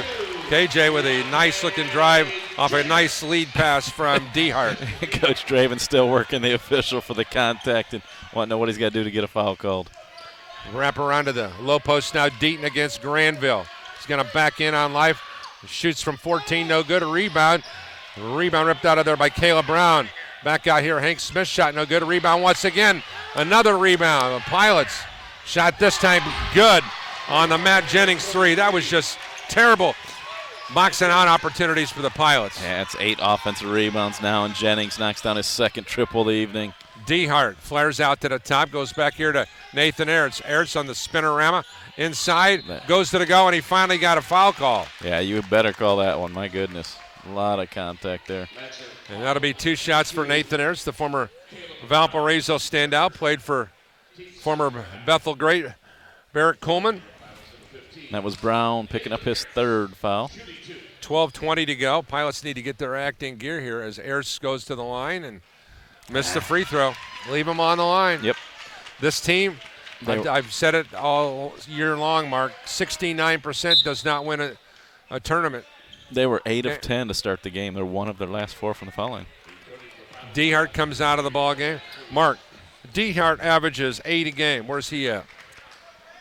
Jared is sitting at 2? 3 points. He knocked down 1 triple in the corner. Okay, so my point is, after that, those free throws are 66-56. It's a silly foul by Ertz, but it's 30 feet from the ball. Grant Galon averages 20 a game. Yep, and he's got 2 free throws. Yeah. So you got 2 guys that are combined 28 points, have combined for 5. Yeah, not good. Back on the far side now, Miles Johnson. Johnson around a high side screen drive, shoots. Shot no good. Keontae Jenkins the rebound. KJ pushes it up to Granville. Granville on the drive to the goal. He was got hammered. Fouled. Oh my and then goodness. the foul was put up and in by, was it Philippe? Yeah. Ertz got the putback, Okay. but Granville just got hammered on that drive. You got to protect shooters. Back out here on the near side elbow. Caleb Brown matched up against Segota. Segota cuts off the baseline drive, goes now out here to Jennings. Jennings one-on-one against Cruz. 10 on the shot clock. Oh, he traveled, no call. Back out here now to Hank Smith. Hank Smith, jump shot on the way, good from 18. Makes it 68-58. It's a big bucket there by Hank. Here's Travion. He gets fouled, no call, going the other way. Jeez, Miles Johnson shovels it inside here to a wide-open Matt Jennings. And he scores the field goal, 70-58. 11-11 to go. And you're not going to get the call, so it doesn't do any good to try and work him for it. Coach Draven's going to call the timeout. His players aren't calling it. I hate that rule that coaches can't call timeouts. I don't understand it. In every other sport, even in women's basketball, you can. Coach Draven standing next to the official saying, I want a timeout. And he looks at him and says, I can't give it to you. Player has to call it. 30-second timeout here as the Pilots here at the 11:02 mark will try to somehow sort out some of the dynamics.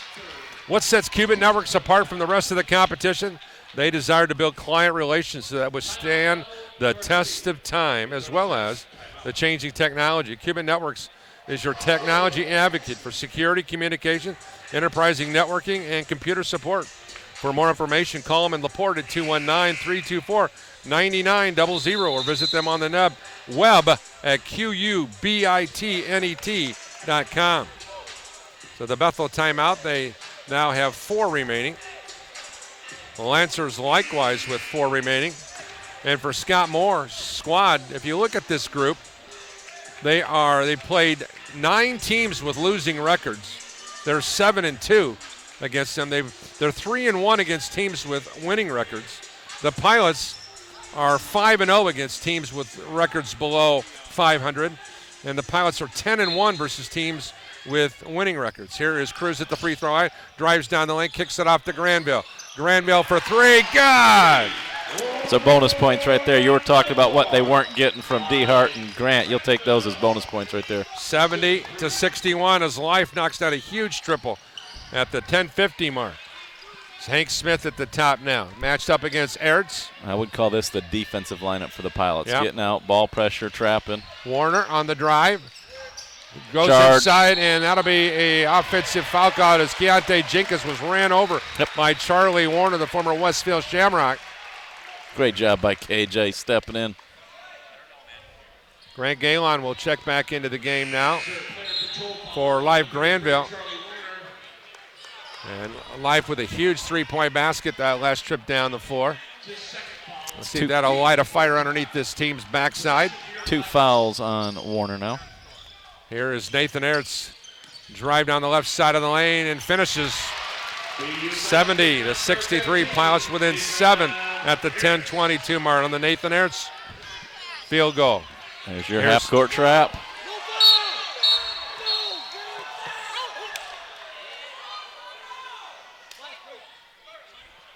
Foul on Grant in the trap, which is silly.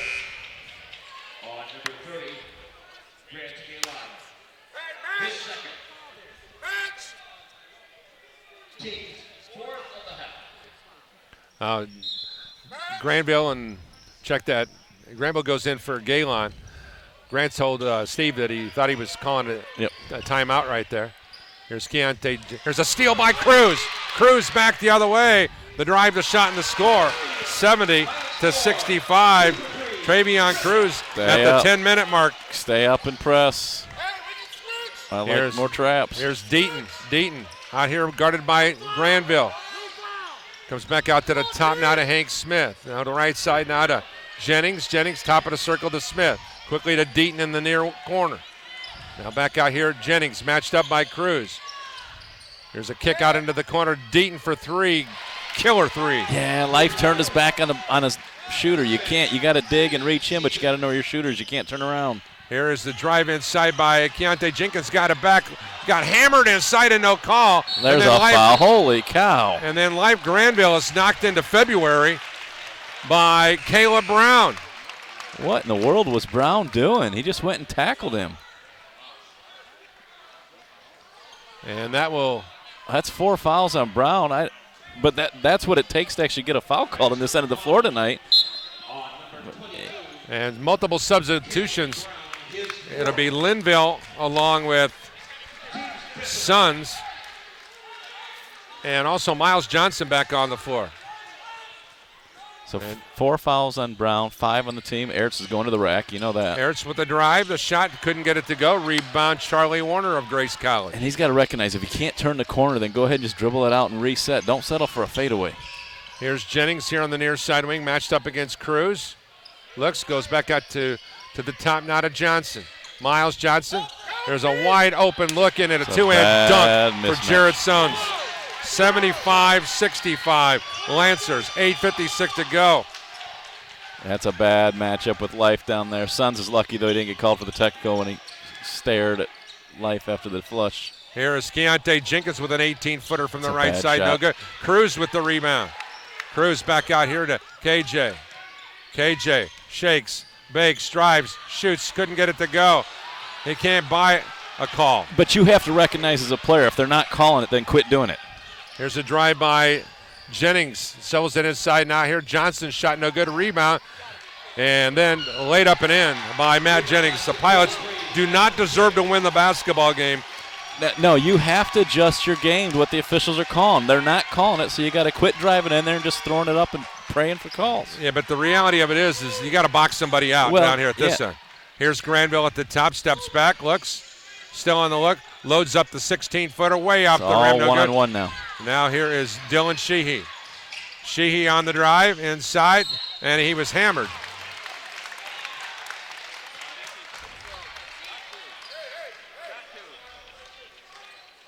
KJ's going to get a technical because he's mad that Dylan got a foul called and he didn't. Again, even when you finally got the foul called, you can't. Media timeout coming your way at the 7:54 mark. We'll take a timeout as well. Pilots down 77-65. We'll be back with more. The 135th meeting. My, oh my. This one's a dandy. We'll be back with more right after this.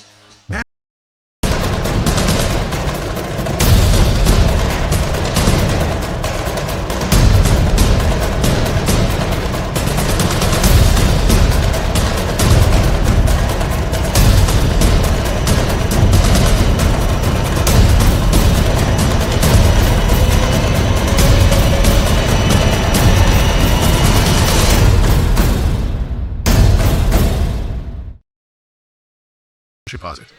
Paul Condry along with Mark Gardner. Glad you can join us here today. The Grace College Lancers, certainly, well, this would be their signature win of the year against the Pilots, and then certainly put the Pilots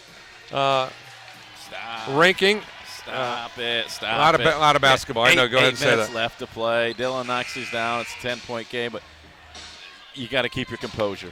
And right now, KJ's lost his composure. Grant was frustrated when Coach pulled him out for picking up the foul here at half court. And so you got to keep your composure and play as a team. We finally got a foul called, and KJ's over here for being frustrated. And so you got two officials looking at him, ready to tee him up when you actually got the foul called.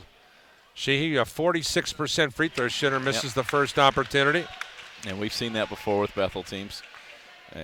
Certain players, great defenders, bring a ton of energy, but if they can't knock down free throws, you're limited to when you can use them on the floor. Second free throw opportunity by Sheehy again is good. One of the two. 77-66 in favor of the Lancers. Granville checks out of the ballgame. He's played hard. He's been sick all week. Yeah, he's played hard and played well. He got caught on a mismatch last possession, and Suns went up and flushed on him, but he's given his team good minutes tonight. Here's Matt Jennings. Here's the three-quarter court jump and run. Nice job by the Lancers to break that one this time. Back out to the top of Linville. Linville gives it back now to Matt Jennings. The 6-foot sophomore from Logansport ISO goes to the left elbow. To Warner, back out to the top. Here's Warner here again. Jab steps, pulls up from 19. That's a brick. Rebound into the hands of Ertz. Up quick quickly to Dehart. Dehart finds Ertz out here on the near wing. Back here to Dehart. Jared right in front of our vantage point on the dribble. Drive, stops, ball deflected in. Not only was it a turnover on Dehart, but he grabbed It's a smart Matt foul, Jennings. though. It's a smart foul. That's one of those. It almost could have been called intentional foul. 2 shots in the ball because he knew he was giving up a layup, and so he just reached out. And that's a very good foul. It's 5 team fouls now. With the ball, Matt Jennings again. There's good hands. Good hands by Jared. Almost got it back. And now to inbound on the far side will be Braxton Linville. Johnson coming out of the ball game now, and Hayden Deaton back in, the former McCutcheon Maverick. So Cruz only has 4 shot attempts in 13 minutes here in the second half. Now back out here is Jared Sons to bail him out, and now back to Linville. Linville at the top. Goes up high now to Sons. Sons back here to the left side to Warner. Warner on the drive, and a foul on the dribble drive. Pilots not moving their feet. But there's my frustration. All night long, guys are getting killed going to the rack, and now you're going to call a reach in. A hand check. A hand check, 19 20 feet away. Yeah. Just be consistent. Either you call everything or you let them play. But, man. Linville to trigger the inbound to the left of the lane. Comes out here on the near wing now to Warner. Back here to the far side wing now to Sons. Back out to the top to Linville. Back out to Sons, comes around a screen and launches the triple over Newman and buries it. 80 to 66. 6:41 to go. Cruz will go to the line, shooting one in the bonus. Reach in by Jennings, his first. Rassler will go back onto the floor here for Nathan Ertz. It's a big bucket for Sons coming off. He's got 19 points now after knocking down the triple. That's his 4th triple of the evening. Cruz, who is a 90% free throw shooter. Number 7 in the country in his free throw shooting percentage. The right-handed shot on one in bonus, no good. Grumble, grumble, grumble. So we've seen a guy who shot 100% from the line tonight and a guy who shot 90% from the line tonight. The 2 best free throw shooters in the Crossroads League. Here's Cruz back the other way for 3. Knocks that one down, so go figure that one out. Who needs a 15-footer with nobody in your face when you can pull up and knock down a 20-footer on the run? 11-point Lancer. It's a push-off right there. Man. Here's a drive inside, and the Olay defense after the push-off. Yeah. 82-69, the Lancers. There's Sheehy attacking the basket. That's a good foul by Charlie Warner. You sent a 40-some% foul shooter to the foul line. Dylan Sheehy trying to shake it off, and the contact. Yeah, Charlie Warner plays hard. He does. He does. Him and Sons both. Yep. They all have similar games. They can stretch the floor. They can post you up.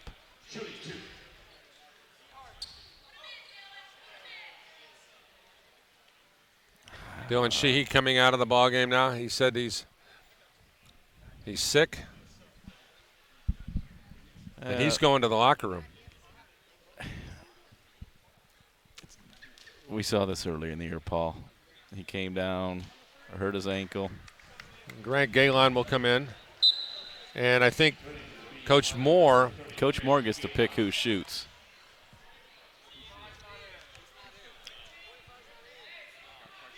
So he's got a chance. He's got a choice. So he'll go with Nathan Ertz. Ertz, a 65% free throw shooter. And with 6 minutes to go, let's see what he can do. The right-hander from Valparaiso High School knocks down the free toss, 82-70.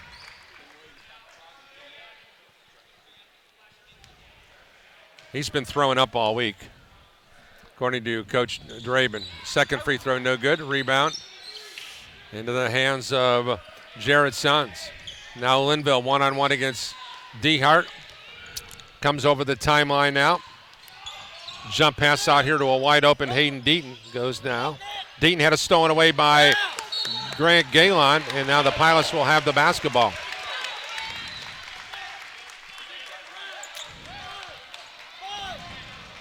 Boy, the Pilots need to get out the soap. And here's a drive down the lane by Cruz for the score. 82-72, 5:34 to go. And now over the timeline now here, Linville will say, I want a timeout. And it's now 82-72 with 5:27 to go. And a timeout, Grace. We'll take a timeout, and we'll be back with more Bethel University basketball right after this on Regional Radio Sports. Manage your money. It's a career opportunity unlike any other in the financial services industry. The Thrive in Financial Representative Development Program for new college graduates. Earn an immediate salary with bonus opportunities while getting support and training to build client relationships and grow your own business. Join a company that rewards young professionals who are results-driven and want to live out their faith by making a difference in the lives of Christians by helping them be wise with money. Forget, we'll be back with you again. Mark and I will be on 91.1 FM, WGCS, for more of high school basketball. Penn versus South Bend Adams over at South Bend Adams on Friday night. And then, of course, Charlie Shepard and I will be on the road at Huntington for a double dip. And so as we get you back to live play here after the timeout by Grace. Grace has 3 timeouts remaining. Pilots have 4. 8 fouls have been whistled on the Lancers. 6 have been whistled on the Pilots. The alternating possession arrow favors the home team. And to inbound the ball will be Hayden Deaton. On the near sideline. Comes back out here now to Linville. He didn't step on. He was close. He did. The fans are yelling. He missed the over and back by about an inch. Linville here on the near side wing. Low post they go down here to. Good cut. Oh, and a nice movement off the ball as Linville scores his first field goal on a beautiful pass by Suns. Back the other way, 3-point shot opportunity. Deaton fouls Cruz. 84-72 ball game. I am so tired of players doing the what and complaining. Just play the game. On both ends of the floor, we saw it earlier with KJ and now you see man, these officials, they don't need to take it. Make the call, put the player in his place. If he doesn't like it and he wants to spout off, tee him up, send him to the bench. And Cruz will go to the line to shoot 3 shots with 5:05 to go. The Lancers have lost 7 straight games in this series to the Pilots. Free throw good for, that makes it 84-75. The last time the Lancers won at Bethel was on the 3rd of January in 2015. Cruz misses the second free throw. And I was texting with Clint Dog this afternoon. I told him I thought we were in for a good one. I said it in pregame that I think too many people thought Bethel was just going to roll over them, and I thought we were in for a good one. And we certainly, Grace has played well. They always do. They play hard, especially when they play against Bethel. And for our Grace fans listening, when I say that about Deaton, I have the same response to Dylan Sheehy and KJ when they're spouting off the officials. They don't need to take, so it's not a, I won't be a homer here, but Sheehy's back in. So we'll see how that plays out. Remember, he left earlier when he got fouled. I've got 84-76 on my score sheet, and it's got 84-74. 74. Cruz hit 2 of 3, yes. So it's 84-74? Yep. Okay. Oh, my goodness. There was a travel and a charge. There, he got the second call. 84-74. And let me say, before the travel and the charge, Travion Cruz grabbed his arm and fouled him. So there was 3 things to call. The official got the last of the 3, but he did get one in there. 4:46 to go in regulation. It's only the 9th turnover on the Lancers. The Pilots only have 2 turnovers tonight. The Lancers come in averaging 14 a game. Here's Cruz, pull up 16-footer, no. Rebound, crashing the boards. Well, Suns with the carom. Yeah, you had Ertz and Galen in there fighting hard for the board. Suns came away with it. Over here on the near side now, Jennings, double team. Throws it out to Linville, and Linville almost over to the far side now to Deaton. Deaton hands it off to Sun, off balance 3. No, rebound, Cruz. That's not a good up shot for quickly Grace. Now to Dehart. Dehart hits Galen, the trailer. Dehart on the look at the top now. Still on the look, drives down the lane and scores the layup. 84-76. 4:09 to go. Bethel will take a timeout on the Dehart field goal. It's good head and shoulder fake, getting to the rim. Going full timeout on that one. So 8-point game, 4:09 to play. Dehart now with 5. Impressions on the Pilots' demeanor in the second half. I thought has just been, it was, we got the lead here. We're good. Instead of putting the pedal to the metal, they just didn't. I thought their energy is stunk. And I don't know that they played a whole lot better during that stretch when they chipped away at the 18-point lead as much as Grace just missed shots. Grace got the same looks they got to start the game. Grace only turned the ball over 4 times, I think, in the first half, so it wasn't like Grace played bad. They just came out shooting lights out, then they cooled off. Pilots came out ice cold, and they warmed up, and so that's where we had that, that average game there at the half of a 2-point game. This half, Grace came out shooting lights out. Pilots were ice cold. Now you see Bethel trying to creeped their way back into it. But I feel like if the Pilots lose, it was during that 5-minute stretch where they were just stubborn and decided we're going to keep attacking the basket and falling down and yell at the official instead of recognizing the official's not calling it. We need to go to plan B. Lancers will be on the road at St. Francis on the 11th, and they'll follow that with a home game against Spring Arbor. So, Paul, the stat you and I always look at, assists to made baskets. Grace Lancers, 15 assists on 32 made buckets. Bethel Pilots, probably a season low, 8 assists today on 28 buckets. Just a lot of one-on-one basketball tonight. It's just welcome to coaching and watching 18 to 22-year-old young men that can look really good one night and struggle the next. Linville will bring the ball up against pressure. I like this pressure. Oh, he traveled. Here's a steal by Dylan Sheehy. Dylan with the drive and the score. Stay up, stay up, stay up. 84-78, 3:54 to go. Dylan, got to do that run and jump. Oh. Here's Linville again. Almost got it over and back. Good hustle by Linville. Jennings out here on the far side wing. Comes up high now here to Sons. Back to Linville. Linville.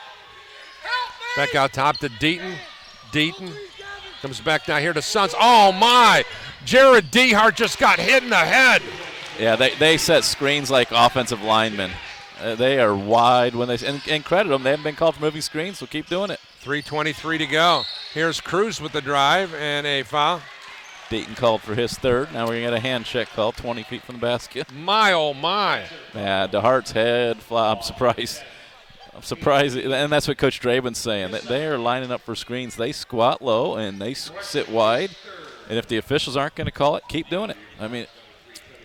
So Cruz at the line here with 3:21 to go. And the official told Mark Polsgrove, I'll listen to head coach. I don't need to listen to you.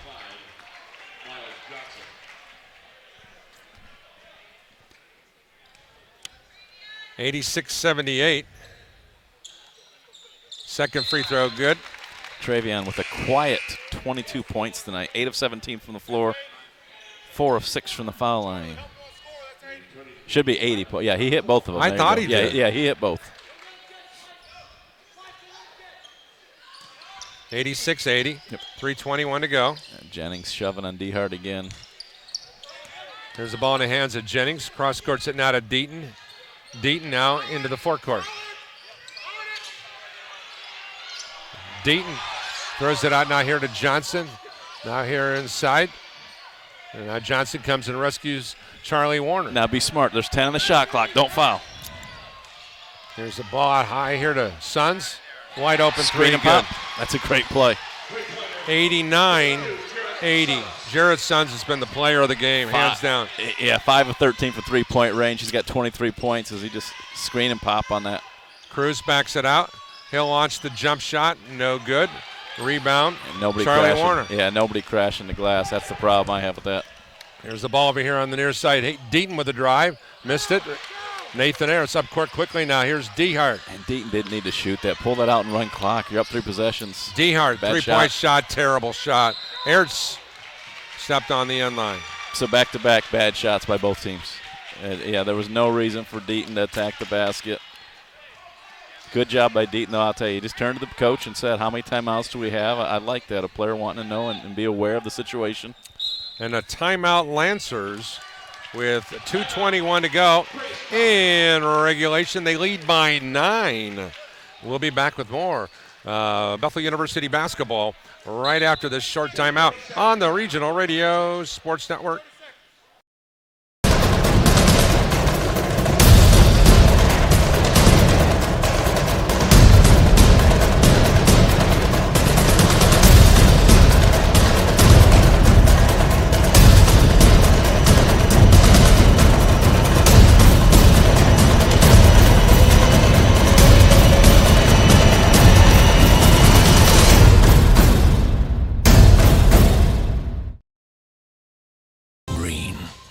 Paul Condry along with Mark Gardner.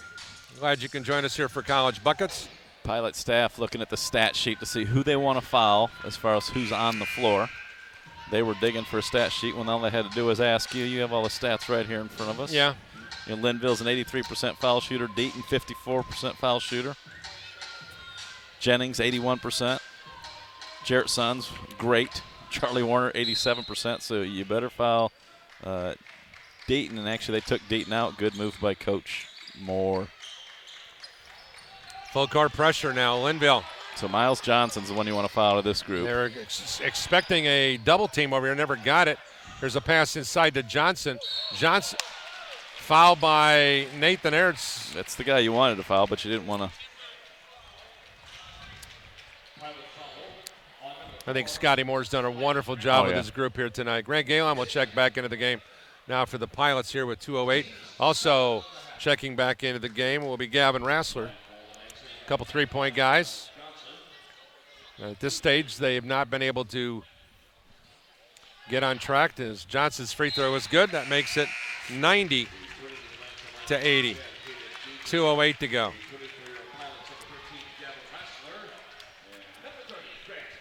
This team has not been used to adversity. Yeah, I mean, we talked about that during that 15-0 run, that it was nice and fun, but this is a crossroads league where anybody can beat anybody. Exactly, 91-80. Here's Cruz over the timeline now. Stops, looks for help, crosses over, and he was just manhandled. Yeah, Matt Jennings. And Jennings comes up saying, "What are you calling?" Well, yeah, grabbed him by the arm. And I'll say this: I like Matt Jennings as a player. Talented family. Free throw on the way. Cruz, good. Makes it 91-81. Logan Sport Barry. My grandparents are from Logan Sport. And more importantly, I see on Facebook that he hangs out with Clint Dog often, so we know he's a good guy. One more opportunity for Cruz. Cruz, who comes into the ballgame averaging 21.6, sitting at 22. Free throw good again. Makes it 91-82. Offense for defense. Dylan for Grant. Jennings is just walking into Travion. Travion just needs to fall over. And now here's the pass to Linville over on the far side. Now they break the. That's who you want to foul right there. Go get him. Johnson on the drive, shovels it inside here. The Suns for the flush. 93-82, 148 to go. You have to foul Johnson. Cruz, three, good. 93-85. Still a lot of time. Yeah.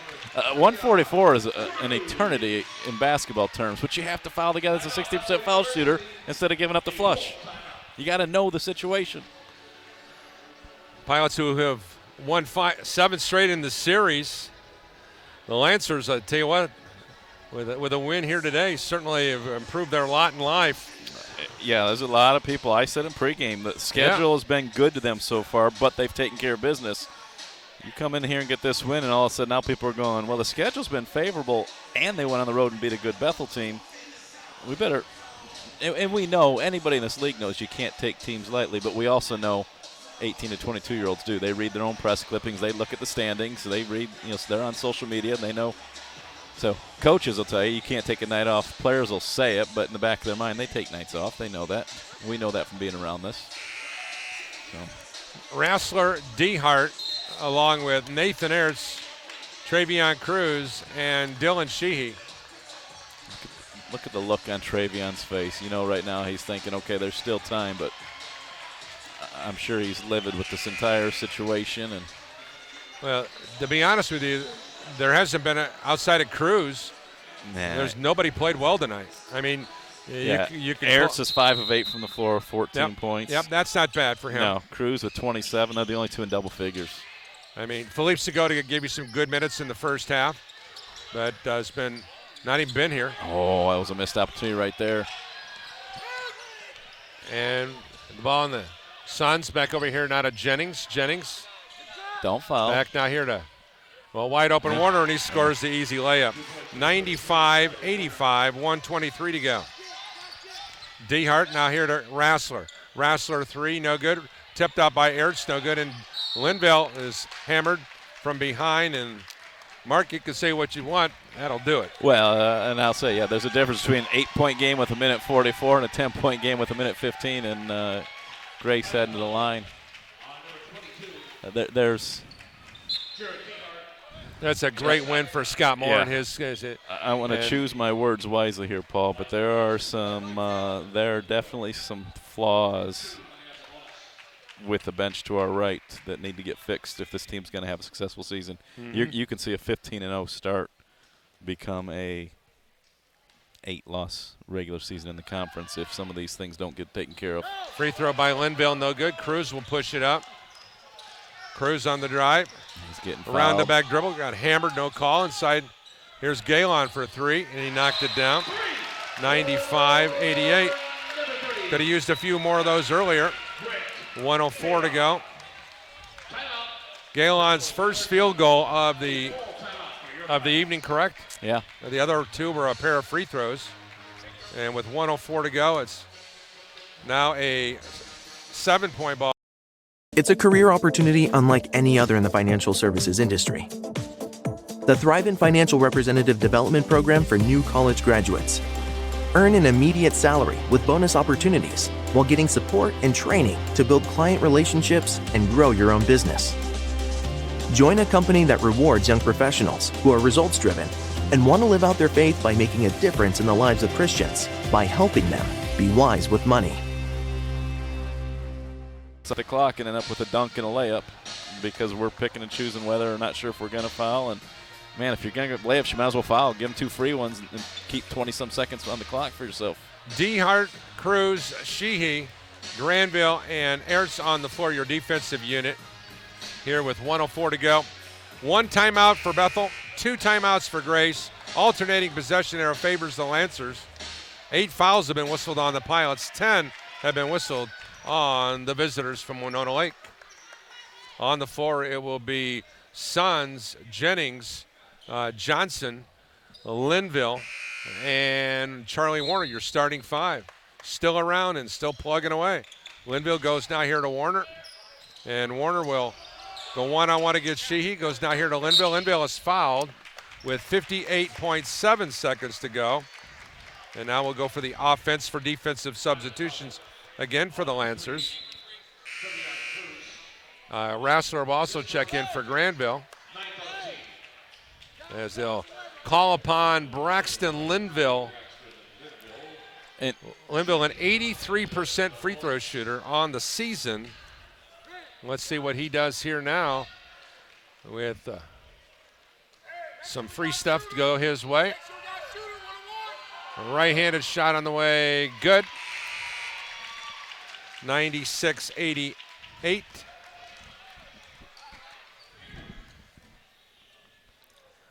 Jennings has done a great job the last 50 seconds to just face guard and Travion.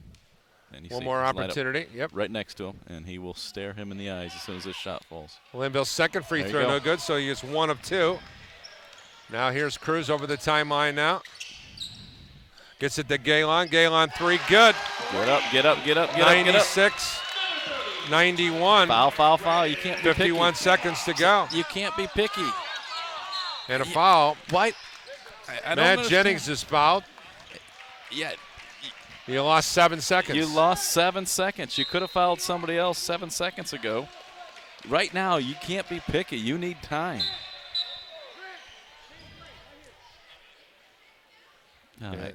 Deaton will check back into the ball game here for, I believe, Matt Jennings. No, he's going to check in for Linville, but because it's a 2-shot foul, we have to wait. Right. They spend more time letting Linville come back in. Free throw in and out, no good. So one more opportunity here with 46.2 seconds to go for Jennings. And the right-handed shot on the way, good, 1 of the 2. Make it 97-91.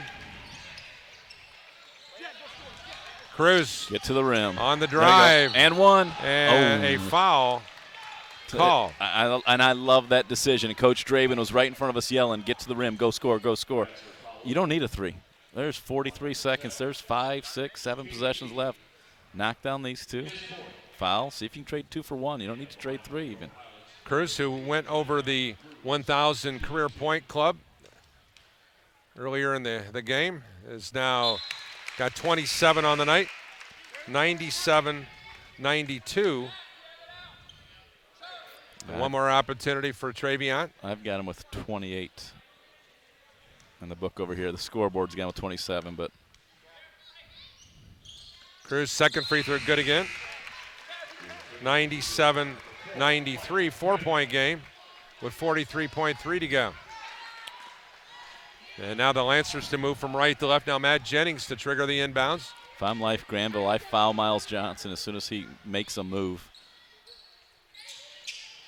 There's the ball into foul the him. hands He's a of Hank freshman. Smith. There you go. Yeah. Hank Smith, who's 5 for 5 on the year tonight. That's all right. Or on the season, excuse me. He's a freshman in a big situation, but Dylan almost acted like he didn't want to foul him.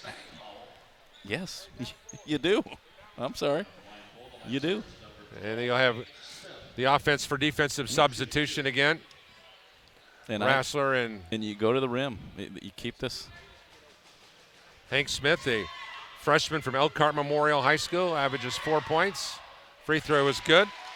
98-93. And you know he has a ton of family and friends here. Oh, so the good entire for him. Elkhart The Memorial team, they left because it's a school night. They did leave a little bit ago, but they were, Kyle had the whole team out here, and good for Hank stepping up, knocking down that free throw. Second free throw good.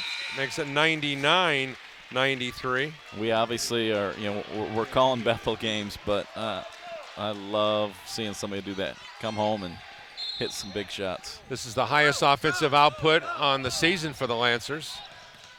Here's Dehart handing it off to Galen. Galen's three, high off the iron, a good rebound. Ayers tips it out, back to Dehart. Dehart with an 18-footer, no good, and that'll do it. That's just silly. That's silly. Either shoot the three or you get to the rim. There's no reason to shoot an 18-footer. And that will send the Lancers to the line. And the Lancer faithful get a nice round of applause for their team. A good road win for the Lancers. Outstanding win. And there is nobody who watched this game start to finish that can argue with the statement, Grace deserved this win. Absolutely. They absolutely. And I won't say they're the better team, but they were the better team tonight. And they deserve this win. They deserve to enjoy it. And one more opportunity. Now, if Matt wants to miss another free throw and Bethel hits a three and Bethel comes back to steal and win, I'll still say Grace was, they deserved to win tonight. Second free throw, no good. Cruz back the other way. Oh. Cruz on the dribble drive inside. Couldn't get it to go. Tipped up. In by Nathan Ayers, 99-95. Right? Yeah. 18-8 to go. The scoreboard has been slow the entire night. Slow. There is still time, but again, if Bethel steals this, it's not an earned victory. This is a gift. Yeah, it's a gift because Grace has outplayed the Pilots tonight. They knocked down big shots to start both halves, and there's teachable moments for both coaches. Though Bethel only 2 turnovers, Grace only 10 turnovers, but you go back and there was just a few shots here and there that were ill-advised shots or missed box outs. Pilots shooting 9 of 28 from three-point range. Remember, at halftime they were 22% from three-point range. Now, Pilots had a 48-46 lead at the intermission, and the Lancers scored the first field goal of the half, tie it up at 58 or 48 all, and then they went ballistic and went on a 11-2 run, and at the media timeout it was 59-50. And then the Lancers jumped the lead up. Correct me if I'm wrong, Mark. It's been as high as 12 points. Yep. Actually 14 at 80-66 with 6:41 to go. And, Paul, you and I call 60 to 70 games a year, and I always talk about games decided by 10 points or less. You can just look at the foul line. Pilots are 20 of 30 from the foul line. You're down 4, and you've left 10 points at the foul line tonight. And full court pressure being applied by the Pilots as Matt Jennings will inbound the ball to move from right to left respectively. As Jennings goes over here now to Sons, and quickly now here to, and a foul, yes, sir. As that will send Charlie Warner to the line. Warner only an 87% free throw shooter. Yep, but not in a position. They let two, in my opinion, 2 seconds too many came off the clock. as Ertz will come out of the ball game. Yeah, 6 of 9 from the floor tonight. 16 points, 5 rebounds, 1 assist for the big fella. Yeah, a solid effort a solid for him. effort, yep. He was the reason the Pilots are even remotely into this right now. Yeah, Pilots were attacking the glass. As Scott Moore sends Hayden Deaton back to No, the well, bench. I think what happened is he sat down at this end of the bench, and the referee made him go down on the other side of the coaches. Technicality. Another missed free throw. And one opportunity more for Warner. Second free throw, no good. Rebound, Grant Galen. Gives way now to Cruz. Get to the rim. Cruz on the drive. Shot no good, and I was screened out of the way. Yeah, there was contact, but they haven't called it all night, and he's not going to get it. Coach Draven looking for it. Travion looking for it. Official swallowed his whistle late in the game.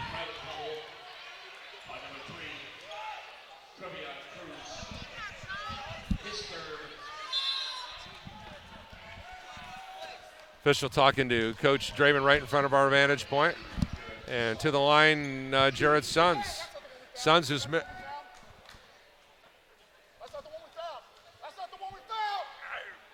free throw by Sons, no good. He's missed 2 free throws this year. Both of them have been tonight. But I think Warner was the one who got the rebound and got fouled. And that's what Alex Smith is yelling. That's not who he fouled. That's not who he fouled. Then he missed it, and Alex said, never mind. Second free throw good. 100-95 with 6.6 to go. We'll take a time. I'll be back with more right after this on the Regional Radio Sports Network.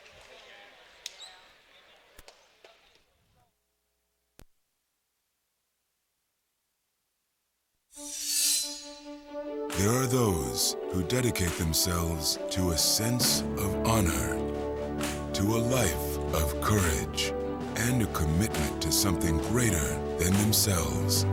They have always defended this nation and each other. They still do. The few, the proud, the Marines. Welcome back here on Regional Radio Sports. Paul Condry along with Mark Gardner. Alex Danda trying to talk to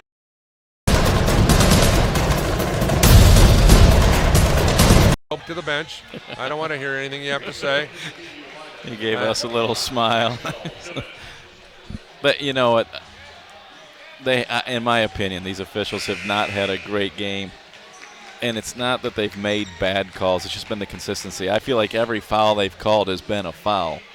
The frustration is that they pick and choose their moments, and been a lot of contact that wasn't called. Rassler goes here to Hey, Newman, it's the back here to play. D-Hart. D-Hart, 3 on the way, no good. That'll do it. Lancers end a 7-game losing streak to the Bethel Pilots, and the 9th-ranked team loses its 2nd straight ball game. They fall to 5-2. Their first home loss of the year. They're now 3-2 in the Crossroads League. The Lancers jumped their advantage to 12-5 overall. They are now tied for first in the Crossroads League at 4-1, and they are now 4-4 here on the road. A good win for the Grace College Lancers. We'll get a thought here from Coach Steve Draven, I think, here on the post-game show. But certainly it'll be interesting to see where this team goes moving forward. As Coach Steve Draven, we'll see if we'll get a thought from him. All right, we'll get a thought here. Steve, I thought right from the get-go, and Mark and I talked about, we thought the body language from the initial 5 grouping was terrible, and it kind of just puts you back into a situation. But give the second group a tremendous amount of credit, because they battled back, got you right back in the ball game. Sure did. And a lot of credit goes to those guys, Philippe Segota, Nathan Ertz, going up and down the line. And then the second half, it was like the starting unit was going into that same kind of funk. Yeah. So I don't get it. Yeah, as a coach, I don't understand. If I knew what buttons to push and how we're going to be and what guys to play and who's going to bring it, I'd be a millionaire. But we got what we deserved. We weren't ready to play. And that and you showed said obviously this from the get-go. And you Yeah. told me when we sat down and had our conversation, you were very concerned about it because the illness and all the situations going on. Yeah, and that's not an excuse. I mean, I feel like I played some of my better games when I wasn't feeling good and sick, and you just got to focus a little bit more and be dialed in and just buckle down. And we didn't do that. And we're in a lot of ways a fragile team when we get kicked in the teeth. And it showed tonight. They just out-toughed us. They more ready to play, and they made shots and made plays, and one thing led to another, and we got what we deserved. It's a good eye-opener to these guys.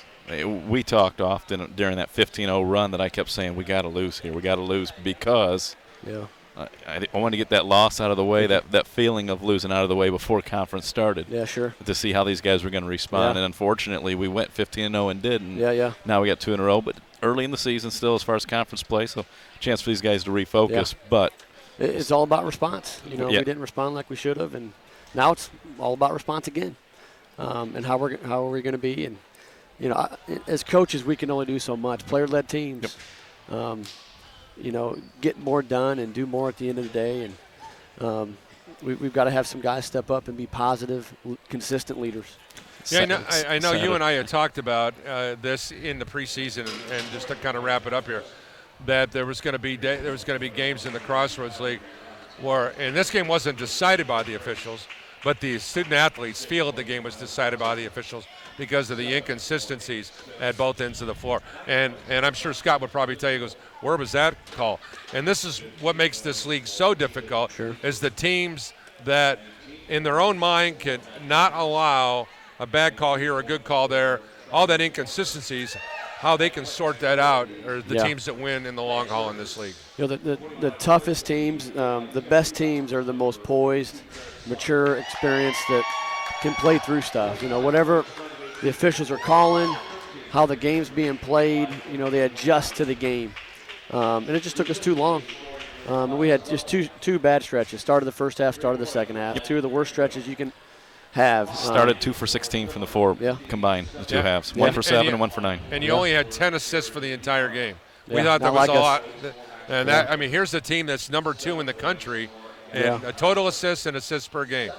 And I just thought there was a little bit too much one-on-one stuff. Sure. The guys got complacent, and there was a stretch there that you and I talked about where there was you're one and done because guys are just trying to do everything by themselves. Yeah, sure. They tried to be Superman. It got out of character. And when you're playing from behind like that, just feel like we need to, even speed it up more and get to the basket. Extend the game. And I love the way you did that. I love the force trapping and picking up tempo. Exactly. And late in the game when you told Travion, don't settle for 3, get to the rim. Yeah. I love the way you handled the final 2.5 minutes. We came up short, but I thought you pushed all the right buttons and made all the right calls getting down the stretch. And the guys played hard. Proud of our guys for competing to the end. Yeah. Absolutely. Yeah. And I think, Saturday's going to say a lot about this team. How are they going to come back? Absolutely. All right, Coach, thanks for taking time. Thank you, guys. All right, once again, thanks to Steve Draven. It's the hardest thing in the world to come here after the game and make conversation. Yeah, I did that 9 times last year with you. Thank you. I know. It sucks. It does. All right. It does. You got the final numbers there. Yeah, and we thank Coach for doing that because there are a lot of coaches that love to come out and talk after wins, and you don't see them after losses, and so we appreciate Coach giving us his time. The Grace Lancers, 36 of 70 from the floor, 51%, 17 of 34 from behind the line, 50%. Only 11 of 22 from the foul line. I'm sure Coach Moore is addressing that right now. 47 rebounds, 9 on the offensive end, 17 assists, only 10 turnovers. Individually, Linville had 9 points, 9 rebounds, 3 assists. Hayden Deaton, 15 points, 5 rebounds, 3 assists. Miles Johnson, 6 points, 4 rebounds. Jarrett Sons, 25 points, 10 rebounds, 3 assists, 3 block shots. Charlie Warner, 19 points, 4 rebounds. Cody Holmes had a rebound. Hank Smith, 7 points and a rebound. Caleb Brown, 2 rebounds. And Matt Jennings, 19 points, 5 rebounds. So you had 4 Lancers in double figures. And Linville sitting at 9 points. Take your pick for player of the game out of that crew. The home team, 33 of 78, 42%. They were 9 of 29 from three-point range, 31%. 20 of 30. Missed 10 freebies in a 5-point loss. 44 rebounds, 13 on the offensive end, 10 assists, only 2 turnovers. Gavin Rassler, 7 and 7. Maxwell Newman, 6 points, 8 rebounds. Travion Cruz, 29.7 rebounds, 5 assists, no turnovers. Jared DeHart, 5 points, 2 rebounds, 2 assists. Grant Galen, 8 points, 4 rebounds, but 2 of 6 shooting, 2 from three-point range, 2 of 10 overall. Dylan was 5 points, 1 rebound. Keontae, 7 points, 3 rebounds. Life, 3 points and an assist off the bench. Nathan Ertz, 16 points, 5 rebounds, and Philippe Segota, 9 points, 4 rebounds. That's going to do it. We'll be back with you again on, Mark and I'll be with you again on Friday. Don't forget to join us for the Coaches Box tomorrow, as we'll be talking with former Bethel great Matt Schaus, the head coach at the Jimtown Jimmies, along with the head coach of the Holy Cross College Saints, Mike McBride. Then on Friday, Mark and I'll be over at John Adams High School for high school basketball. And then Charlie Shepard and I will be back with you for a double dip on Saturday. Once again, it's a sweep for the Lancers over the Pilots men and women here tonight. Special thanks to our coaches who spent time with us here today in the second game. Steve Draben, along with Scott Moore, Travion Cruz, who joined us at halftime.